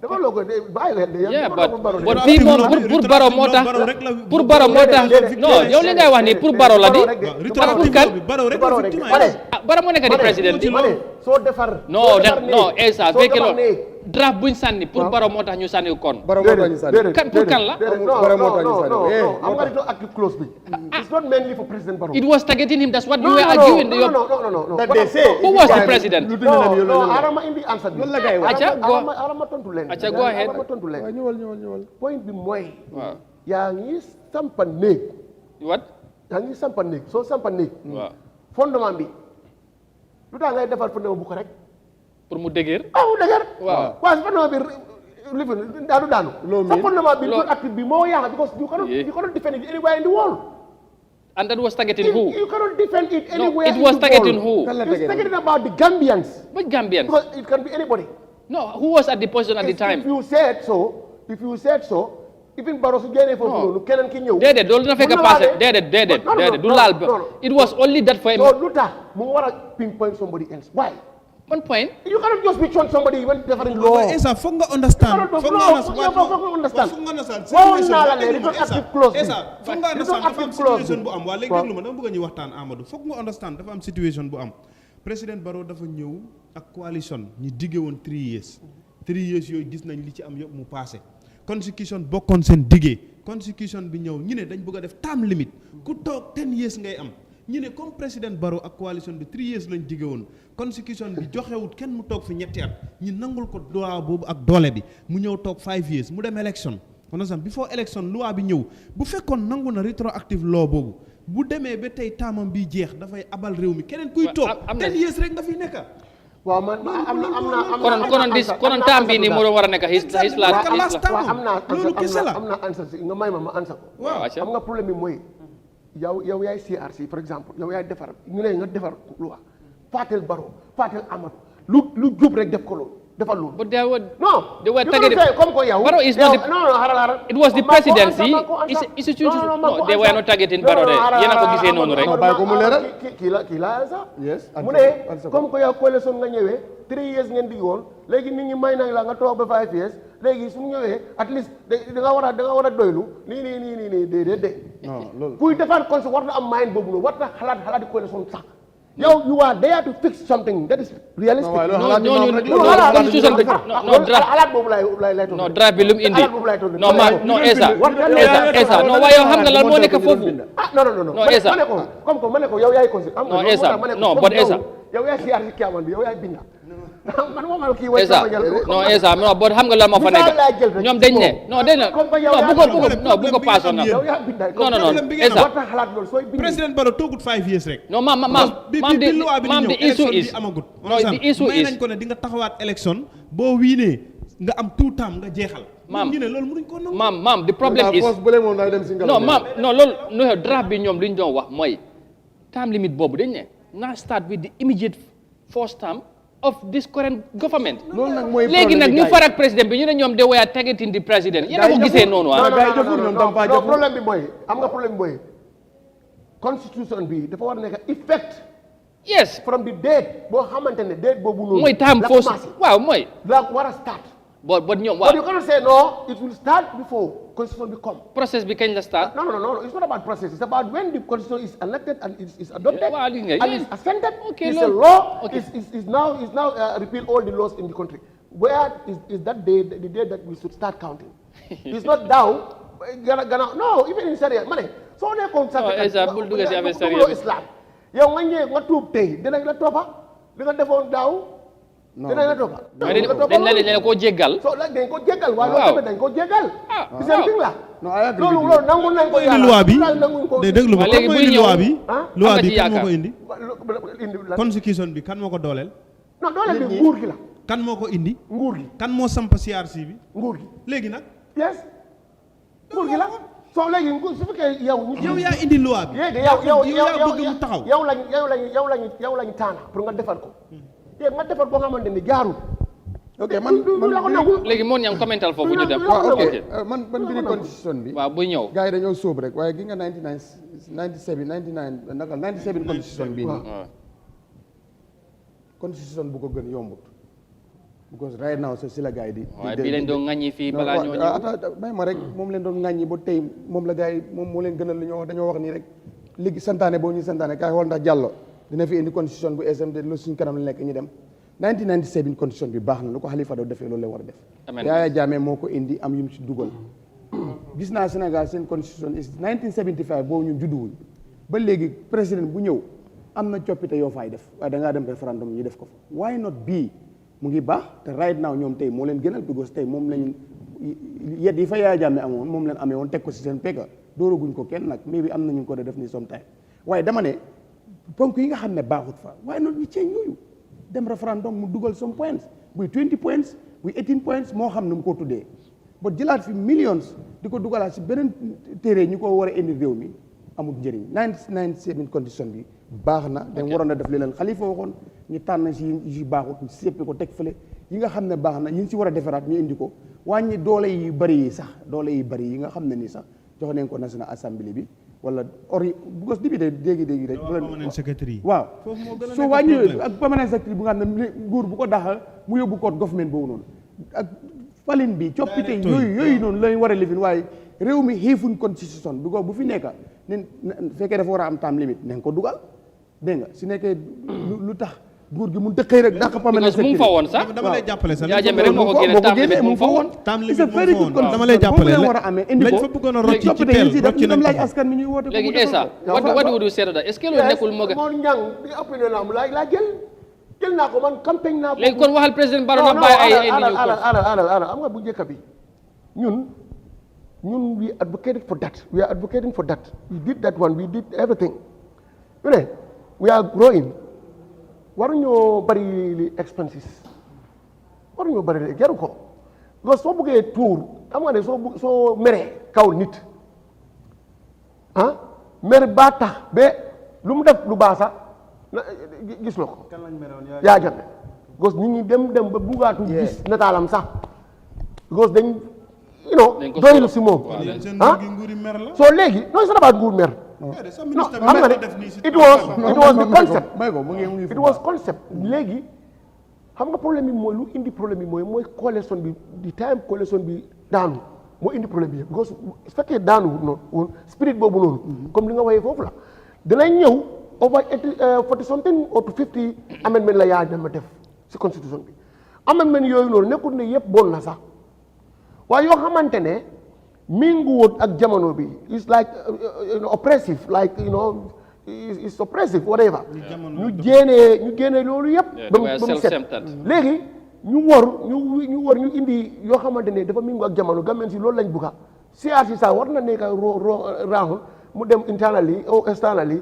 waa gars yi lii ak lii la léegi jàngat boobu noonu ñu dem def ko foofu noonu ñu dem to National Assembly ñu amend all that clauses léegi mun nañoo keeñ pour 1997 constitution ñu def ko 2017 constitution ñu def ko 2019 constitution ñu dem parlement bi adopt ko ñu dem référendum ñu def référendum bi rek jeex na fekkee ñu we don't even spend 10 million te ñu am constitution te tour bi tamit teeñ na du nekk tour yi 1997 comme ñu yaa jëme constitution non waaye loolu mooy ñu ne déedéet foog ñu indi US foog ñu am CRC foog ñu am lii ministre bi mu ne nangam loolu yëpp amoon na léegi su loolu amee loolu su amee non by then it was like mixed reaction mais président alone cannot just dictate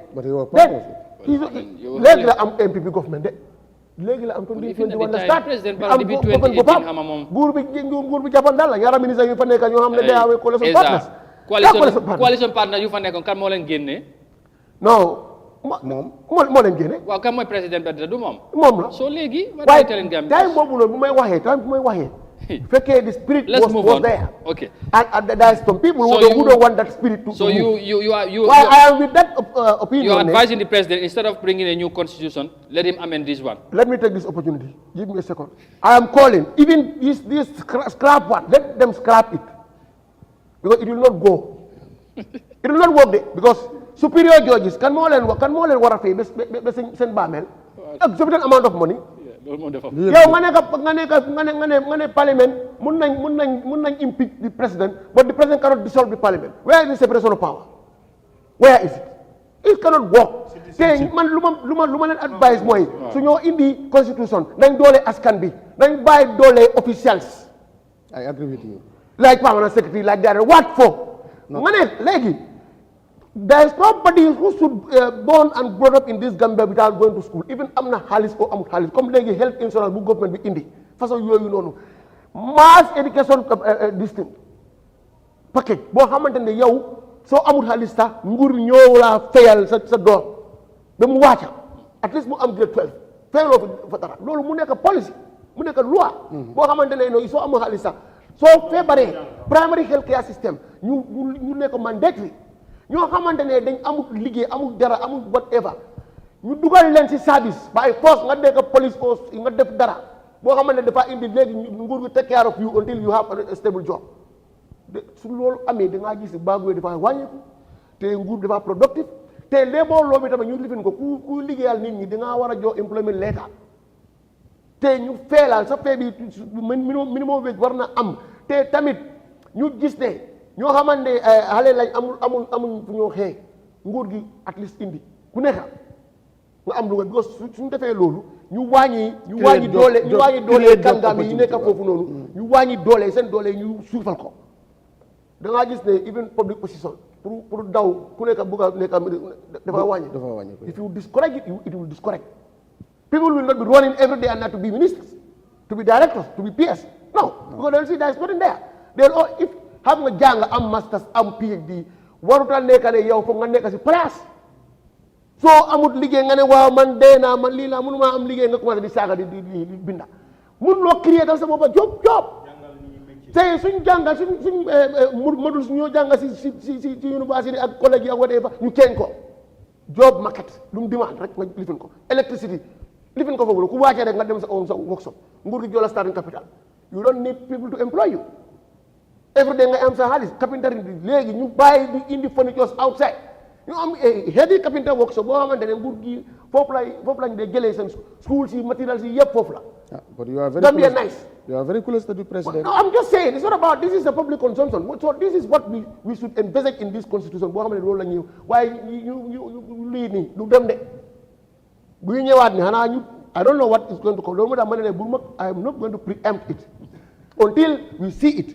Yeah. Because soo ñëwee fii bëgg a doole yow superior judges yow nga nekk ñaata judges yi nekk Gambia kan mooy waxee loolu yow dañu leen war a fay ba fu mu dee. If that is happening in America, cannot happen in Gambia. America seen koom-koom bi moo gën a kawe ñu suñu koom-koom. We cannot afford it.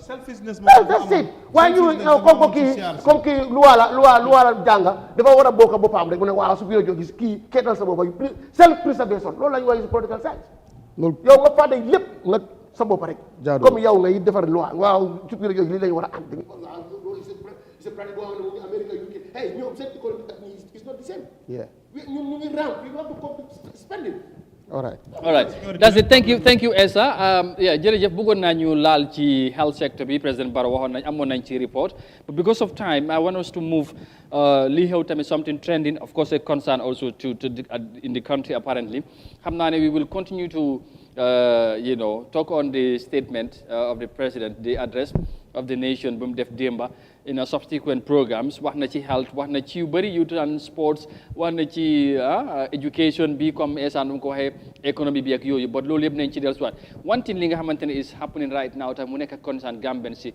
mooy reyante bu bëri bu xew ci dëkk bi it's definitely concern security concern la gis ne right now people are becoming more worried lan moo ci war a doon jàngat bi ak taxawaay bi surtout ci nguur gi ak kilifa yi ci réew mi parce que lu moo xewee fan yi moom affaire yi moom is really getting out of hand somehow but I think as a country war nañoo mën a taxaw gën a taxawaat waxtaan ci kilifa yi gën cee taxaw tamit gis ne lu ci war a am def nañ ko ba problème yi wàññeeku Essa of course because you are a guest you had the point here naa ñëwaat ak yow because bëggoon naa ñu waxtaan bu baax ci statement président bi bëggoon naa ñu dem health comme noo ko waxee but the issue of security lañ taxaw président bi wax na ci dimba in terms of but recently yaa ngi dégg dee yu bëri ci dëkk bi first one mooy sa impression or sa jàngat ci yi xew-xew of recent yi ngay dégg ci dëkk bi people are becoming more worried about security. Yeah, it's a concern to everyone. Someone back-end, benn paquet. Yeah. Loolu war na nekk concern. Yeah. te ñu ko ñaawlu bu baax a baax a baax ñu ngi ñaax suñu sécurité apparatus suñu doole te xam nañ ne they don't have much capacity when it comes to doing certain things because criminals yi ñoo gën a smart than the criminals yi ñoo gën a smart all right kon gi amoon nañ ne si àdduna bi yëpp criminels yi ñoo gën a smart than the security personnel.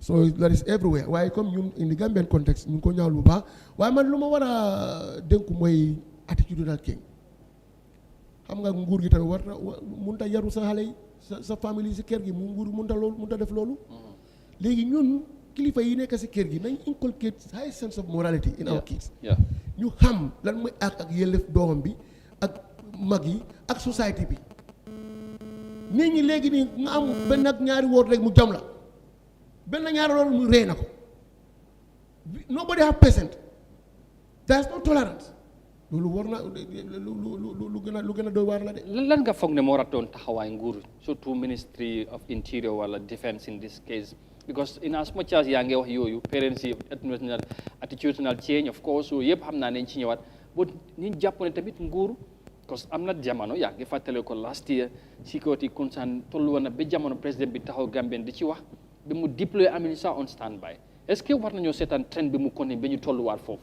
man ñaari mbir rek force police yi gis naa seen communiqué bi démb ñu ne now they are discouraging people going around with weapons suñ ko gisee rek teg na dinañ teg action against you in public ngay dem ak weapon boo xam ne mën na gaañ nit loolu bokk na ci lu ma rafet la ñaareel bi mooy me I am encouraging capital punishment to come back. Death sentence mu ñëwaat xam nga mu ngi woon coma ñu moratorium ko mu ñëwaat back président bi taxaw tem mu announce ko léegi nii dama introduce waat death penalty ku dee nit ñu ree la te mu nekk on télévision est-ce que foog nga président Badara def non ma ne suma jàngal non loolu laa xam naa kay man dama wax est-ce que nga foog ne dana ko def man de suma xalaat lay waxee waaw am nga sharia sometimes ñun nekkuñ de réew mi sharia waaye certain issues you have to just with the dictator bi di sharia dafa dimbale. It's a very good condition. dafa dimbale man even 2-3 months 1 year da dee bu néew ngay jam na ko lii na ko su ñu nee ne Friday 10 o'clock stadium kii rey na kale da leen ko rey ku nekk all media houses are invited Baba, human rights. No. You have to take more human rights because you cannot have it in two ways. Munlo romance hates. You cannot make everybody happy. No. So you have to be bold and think that is what is right. I'm sorry, but this is what people are saying. President bi mu ngi seetaan. President Barrow nekkul di wax. He seems he is not concerned.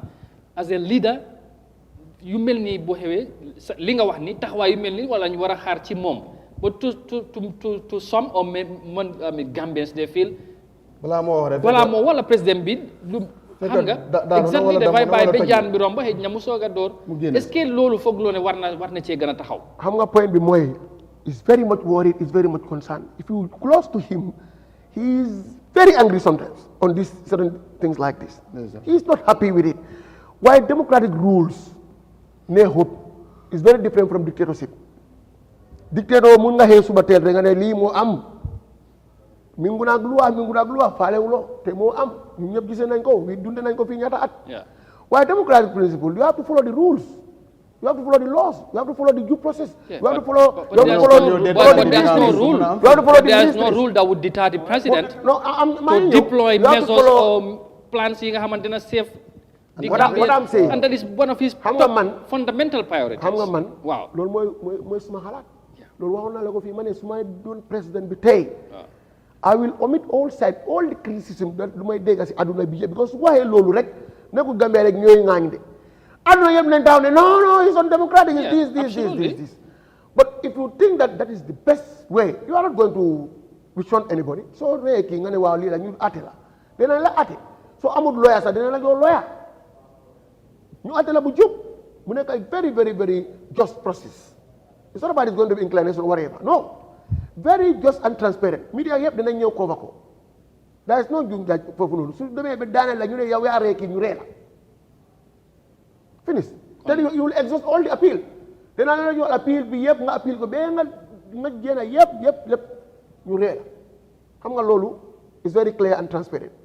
léegi ñu def loolu 1 or 2 or 3 ñu xool. dina wàññi ban 6 months ñu xool naka la. pour kii tuur rek naan dara rek karab mu ne tuur jam ko ree na ko mu dem mu ne dinaa dem tëdd kaso ma wóoriwu ma 2-3 years or 10 nga jéem mu ngi dem si dëkk léegi keneen ki dina ko def. waaw amoon na fi ba ñu coow lu bari président bi génn wax. waaw comme lu Amadou wax am ñu génne. affaire yi dem avant. loolu laay waxee ne democratic rule is difficult président bi dafa bëggoon a wax yeneen yi because he cannot. Why? Because we are in a democratic dispensation. but waa lu mu defoon tam. ba sànq. but after président bi dafa wax ministry of interior defense moo ne nañ jéem a taxaw ci daar bi at the spot with immediate ñu control situation bi mu deploy army bi on standby. and loolu amoon na after some time ñu gis ne situation bi was under control. but apparently. waaw xam nga point bi mooy. kuy dem for example this last event ku ànd ak sa xarit la ana kan moo foog ne kooku lii la non am na bu eew sin ci démba I don't know xale yi jamante paaka la so am na bu eew fële du foofu naa seen side loolu waaw loolu tam mbiri si fa naa mbiri police yi lu ñu wax léegi ñu nekk di palper nit ñi even night club buuy gétoo ataa ñu nekk di palper nit ñi boo baax na su ñu la gisee ak paaka rek ñu teg la ñu yóbbu la at least 2-3 days 4 days ñu bàyyi la léegi soo xiifee foofu noonu amuloo loo lekkal yooyu daal soo demande élec doo indi pa non loolu lay waxee ne comme léegi am nga ne il fekkee foog ñu ameen ko ñu def ko sentence because léegi nii you cannot just take people more than 3 days ab benn loi doo leen ko human rights dina ñëw ne yow yaa just kaas leen people foofu moo ko waaye fekkee dafa nekk loi dañ fi wane léegi da nga war a fàtte human rights waaye am nga ne loi bi foog ñu toppa loi foog su nekkee loi la comme léegi nii suñ la téyee ak ngànnaay ak whatever mun nañ laa dem tëj kaso bi 1 month ou 2 months xam nga loolu loi la waaye comme léegi nii ñu tëjee la lii ñu dem tëj la noonu indefinite loolu méngul ak suñu loi ok mayal maam mu ngi bëgg léegi li nga wax dafa am solo man ànd naa ci yow 100% ne président bi dafa war a jël responsibility moom moo ñu waxoon ne du wex ni kaane waaye dina wex ni jaxatu understand nga léegi nag loolu war naa firnde ci ay taxawaayam Amadou within these 4 days understand nga lu ëpp juróomi nit rey nañ leen waxal week bi rek waaw dalee ko talaata ba démb ci alxames bi lu ëpp juróomi nit dee nañ Friendship Hostel Maroon Supermarket nga am Sinthiou Alaaji nga am Jaaxanka fale ay boy yu nga xam ne nawetaan lañ doon play fan la ñuy jëm ci ay jamante foog ñu jël responsibility te foog naa ne président bi dafa war a wax ak ay jiyam dëkk bi dañ soxla kaaraange te ay ji bi moo gën a jege askan wi ak police bi waaw li loolu tamit est-ce que du ne tamit causes yi li ko dee waral xale li ñoo jël drogue bu bari ci dëkk bi non xam nga loolu dañ ko fi waxtaane ba kilifa diine yi wax ci ci tabaski bi ñuy julli sëñ Sayed wax na ko ñëpp dégg ko mu wax ko te loolu yëpp dama ne loxo nguur génnu ci ma ne la man maa toog may seetaan media Sénégal artiste toog ne Gambie léegi ku bëgg a drogue ku bëgg a mandi ku bëgg a yëfi banditisme Gambie ngay dem ndax foofu mooy bunta fi drogue yëpp di duggee ci àdduna bi foofu la jigéen yëpp di mandee foofu la xale yëpp di naanee fii la ñuy jëfandikoo drogue boo mun ta xalaat ndax loolu sikki na ci Gambie dëkk bu nga xam ne xoolal dëkk bi ni mu ndawee léegi nag loolu buy am président ñi fal la nga toog jiite population bu nga xam ne ñëpp dañ am yaakaar ci yow gis nga am na lu nga xam du yëfi dictatorship am na lu nga xam ne responsibility la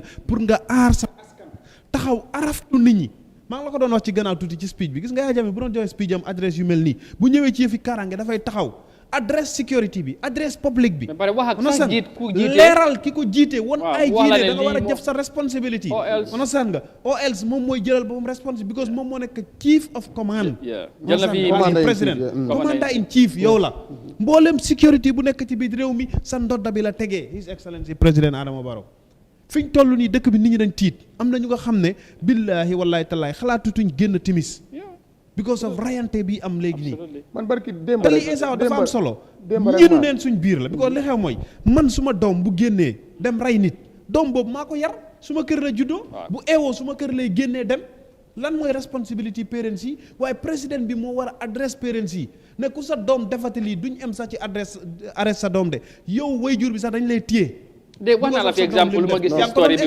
waaw police yi jooj bi xam magistrat bi loolu la kilifa yi mu ne def leen xala xassa wala wax leen dégg ci seen kanam xale yu ndaw jël ay jaasi ay paaxa xaya taxi booy dugga fa ñu téye la man gars yi riite neen saaca fan yi mu ñëw ba suma kër bi mu simi fa daalee ak jaasi bi yëpp teg ko fa ma ne kii léegi ku mu daje woon a fii daf ko yaa foofu mooy daalee ak jaasi bi yëpp ñu ngi fa maa ngi ko téye so kooku mooy bi sax xale la moo ne ba drogue bi dañ ko war a contrôle gis nga reyante bi drogue bokk na si parents yi nag ñu si bëri yar neen ba sonn waaye lu olof yi di wax ku amul kilifa jinne di sa kilifa jinne ne du kenn mooy nguur gi moo laa jàpp teg la place wala mu yar la gis nga ay human right yooyu noonu dafa tardé moo ñu gën a lor dañ si war a jàpp ba pare réew mi attends léegi ma wax la tam réew mi war na sécurité bi war nañ ko bàyyi xel keroog wax naa ko fi bu ngoon jotee rek demal si tali yi nga xool ay 18 years 17 years gaal ñoo xam ne ni sax làkk bu ñuy làkk lu làkk Gambien ñu ngi si biir dëkk bi right now so loolu nguur daf ko war a contrôle gis nga su yàggee suñu 18 years gaal si ñoo la ne fuloo amul benn werante ñu yaaxaat loo xam ne ni du culture réew mi du aada réew mi donte la mu fee am bon mu ngi ko doon nekk private bon léegi nii dàng la si mbedd mi jaay yàpp bi mu ngi ne dàng si mbedd mi xale yu ndaw bu ñuy sol lu toll fii mu óor la ne kii soo amee price nga dem ak moom nguur di seetaan loolu te ñooñu dëkkuñ si dëkk bi loolu dañ ko war a stop right now bu ko mun naa indi violence bu bëree bëri te ñooñu ñëpp bul gis ne mun neen amee drogue soo di ko jaay so sécurité bi dafa des de non ñu xam ne nag it's not only yéeg si pick up yéeg te ay AK-47 non kooku bu la kuy yàq a gisee dafa daw dafa war a am ñu nga xam ne dañoo muft mel ni koo xam ne ni du dara ñooñu ñoo mun a jàpp def kati du bandi yi waaye jël pick up sarse ko lifin suñu gars yi anti crime nice seen liggéey bi baax na but sometimes di wéy bien fin ku boo saay-saay bu la séenee dafa taxaw fële ba nga romb mu dem taxaw si yoon di xàll yoon firi dënn du loolu dafa am ñi nga xam ne dañ war a def sécurité bi without uniform di jàpp nit ñi because xoolal dëkk bi ñu ngi ko bugg a caaxaane waxal sa waa ji luy nekk si dugg si non mooy président bi ñun ñëpp la suñ président bi point bi mooy sécurité bi dafa des de am ministre of defense am ministre of interior am IG ba pare sécurité bi yu boni di bari si dëkk bi dañ ko war a seetaat ok waaw am na ñoo xamante ne ñu ngi circulate here you don't know them they are security officers gisoon nañ ne sax day close lot of bars ak restaurant yoo xamante ne ak lodge yoo xamante ne they are not registered illegal loolu yëpp ñu ngi ko am through their intelligence yoo xamante ne ñoo leen ko lii because illegal bar yoo xamante ne follow ñu sarta illegal naka lañ ko dee lodge yi ak gesage yoo xam ne follow ñu sarta mun nga condone anything nit ñi mun na faa dëkkal di nekkal di def ay yeneen boo xamante ne bokkul so loolu yëpp mun na nekkal drogue abuse centers moo xamante ne mun na nekk so loolu moo tax police ñëw teg ñëw yëpp ñu ne ana ngeen régulariser seen status loolu yëpp mu ngi ci so criminals yi they are more smarter than the officers I'm telling you this anywhere in the world reyante bi Gambia lañ concern waaye if you go anywhere in the world is there am na yeneen country yoo xamante ne góor lañ jël par 10 20 30 people ñu rey leen benn bés so loolu lay waxee ma ne leen Gambia moo ñu concern we are not saying that we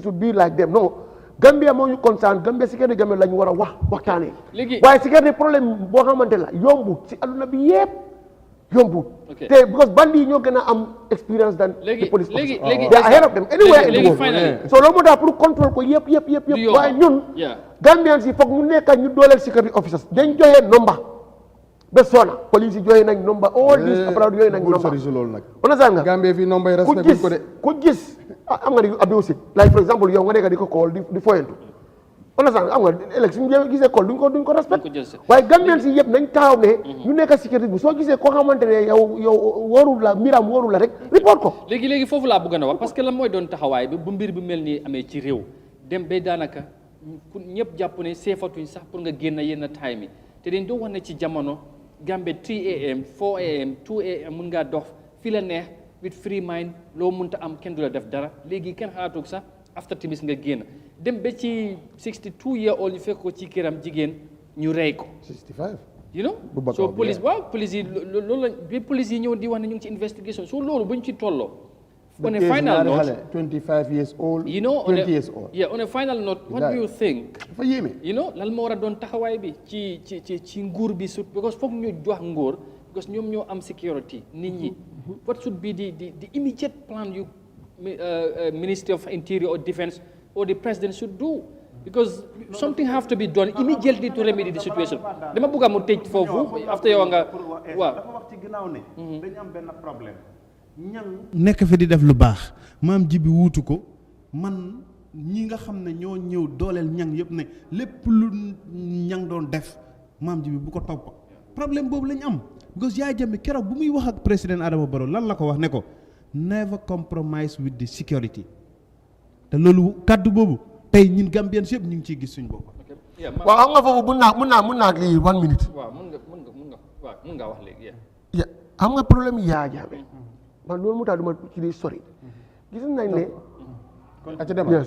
xam nga problème yi Yaya Jammeh lu ma duma ci di sori soo demee TRRC nga xool ñaata nit ñoo disappear boo xamante ne nguur gi moo ñu jaay seen affaire ba gisaaruñ ko te ñun we are saying that yes nguur gi moo war a jooy kaaraange waaye you cannot say that anybody that mu disappear boo xamante ne doo rëy na ko disappear nguur yi ñoo ci am loxo you cannot say that waaye si nguur Yaya Jammeh bi ñaata nit ñoo daw ñaata nit ñoo lii moom ba tey you cannot doo dem and reyante bi it was here waaye media bi moo ko cover like today no, I meant it not. No, you cannot cover it. Money, no, secure B. Money, ma wax la leen su secure. ñaata nit ñoo sanku. What is your fundamental principle? No, léegi li la wax kenn nangut ko. If you cannot do that, nit ñi dem noonu. Bi léegi. Loolu mu dama duma ci sori. Yes. Coming back to the public, understand nga Gambians were very secure da nga doon dugal sa oto xaalis doo aj sa weeri sax nga dem fu la neex waaye right now da nga gis ñu ñëw di dajji ay oto nit di génnee xaalis lu tax soo gisee tinted glace sa kër gi doo ñemee génn tinted glace soo ko gisee sa kër gi si timis da nga day génn soo bëgg a wax somebody ne fuul nooy lay mel hey Gambians fii lañ nekkoon skin bi la ñu soo wax Esa bay bu jaxase carte yi Esa yow fuñ toll yaa ngi bëgg a yaa ñun we are finding solution it's not about you what the solution waxoon nañ ko fi waaye you want to indi lu passé you want to bring comparison ñi génne fi loolu comparison boobu noonu no comparison it is not bringing advices of what Jammeh said that's what advice Barrow with his government never compromise with the security because security bi ñoo mën a protect the territory advice boobu noonu jël naa ko but you are telling me that before and now what I'm telling you but before Esa, and now Esa the fact of the matter is even ñu nekkut Gambia sax xam nañ loolu xam nañ ne Gambia during Jammeh it was peaceful ba pare time bu la neex nga génn doo ragal loolu dafa am fàttel non may ma rek ñu Sénégal sax dañ laa wane moom dafa am léegi nag non Esa bi réalistique rek xam nga foofu tamit in terms of disappearance loolu moom la loolu moom kenn waxu ko loolu non waxuma la loolu si gerte non waxuma la loolu moom la léegi ana loolu du si loolu asamaan lañ jógee ñëwul si Gambia si waxuma la loolu kenn weddi jigéen ñi ñooy wax ne time ordinary Gambia dem tànji ñemeetuñ ko léegi ma ne nit ñi noonu la mel fekkee Jawara time Gambia tam ñu ne Jawara nii la woon Ibn Barrow su jógee fi day woon time Barrow nii la yow dëgg so lii are you trying to say now are you trying to say yes we cannot remedy the situation. We can. I told you that. So I'm giving you why comparison be la bugo na data. No, for nga data because of yes, why lolu history always is implementing that yow ku ray ñaray la Jammeh daf ko fi waxon nako fi mom sa mo ngi wara indi nañ ko indi wa me I said it dekkal na bobu li nga wax why man fu ma bëggé na li moy security wise when it comes to these two governments nit ñi about people feel more secure during time Jammeh than now. Wow, okay, lady. That's not that's what the Gambians are saying. I'm just giving you an example. No, Gambians. I'm just giving an example. No, look at even work telephone. Work telephone. Come on. What's the problem? Indi yu bokk. So you say in the glass body carry. No, they def. Ñaara nit ñoo dee dem mel. Gis loolu. Non Esa yow lu nga indi ak ñun léegi ana ñoom bokkuñ ci sécurité bi ñoom bokkuñ ci sécurité bi moom gis-gisam lay joxe ana ñoom man lu ma jaaxal no the same area fi ñoo wax no we are talking about the security okay and security ku nekk da nga war a secure okay léegi everybody you need to be secure what do you think nguur gi right now mun nañoo def pour régler situation loolu wax naa ko ñaari mbir la gis naa IG bi wax na ko mu ne they have to just eliminate people yoo xamante ne dañ dee dem with weapons ñu nekk di arrest leen di lii la man loolu bëgg naa ko boobu mun na koy wàññi moom they have to go to the football fields they have to go to the discotheque they have to go to night clubs even guest house yi randomly si yoon bi suñ la gisee saa ñu palpé la suñ gisee ni nga naa ñu teg la place loolu bëgg naa loolu ñaareel bi maa ngi ñaax président bi Aïda mu indi waat death penalty clause bi mu indi waat ko because mu ngi woon fa dañ ko def on moratorium it's like in coma ñu revive ko mu ñëwaat back mu announce ne death penalty is back in our statutory books is loi la even America certain states yi yang fa ñu ngi am death penalty in Nigeria certain states yi yang fa ñu ngi am death penalty and many developed countries yeneen yi am death penalty ñun tamit suñu gisee suñu condition mu ngi worsen let us apply death penalty and all right thank you Esa I think that's a breaking news for us so I hope we can the authorities can take note of that maybe we see but I don't think that would come back anytime soon but it's a good one from Esa because the way things are going is apparently very serious. Thank you very much for coming and we appreciate your contribution and your inputs and all that. It was good to have you back. Hamnane, you missed this here, GMA, but good to have you. Thank you very much. Until next time, your parting words. Yeah.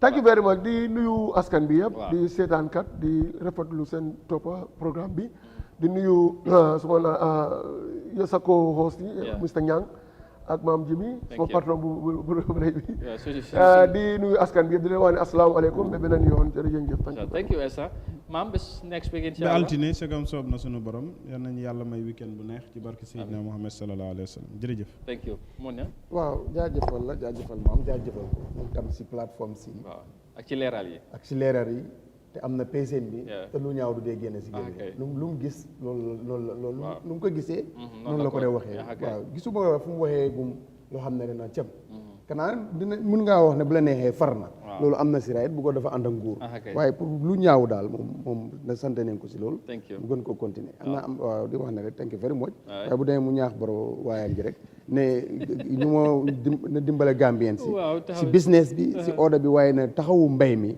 feeg bayin lu ñëw dundee dafa dem bàyyi fi coono bi waaye duñ fi jógee te nag mbay mi moom daf si xaw a féel de jërëjëf yes thank you inshallah jërëjëf maam Jibi jërëjëf Essa Danfa mu nekkoon suñ gante ci Good Morning Africa programme naka noonu Modou Mohamed Njie thank you very much and bye bye be next week inshallah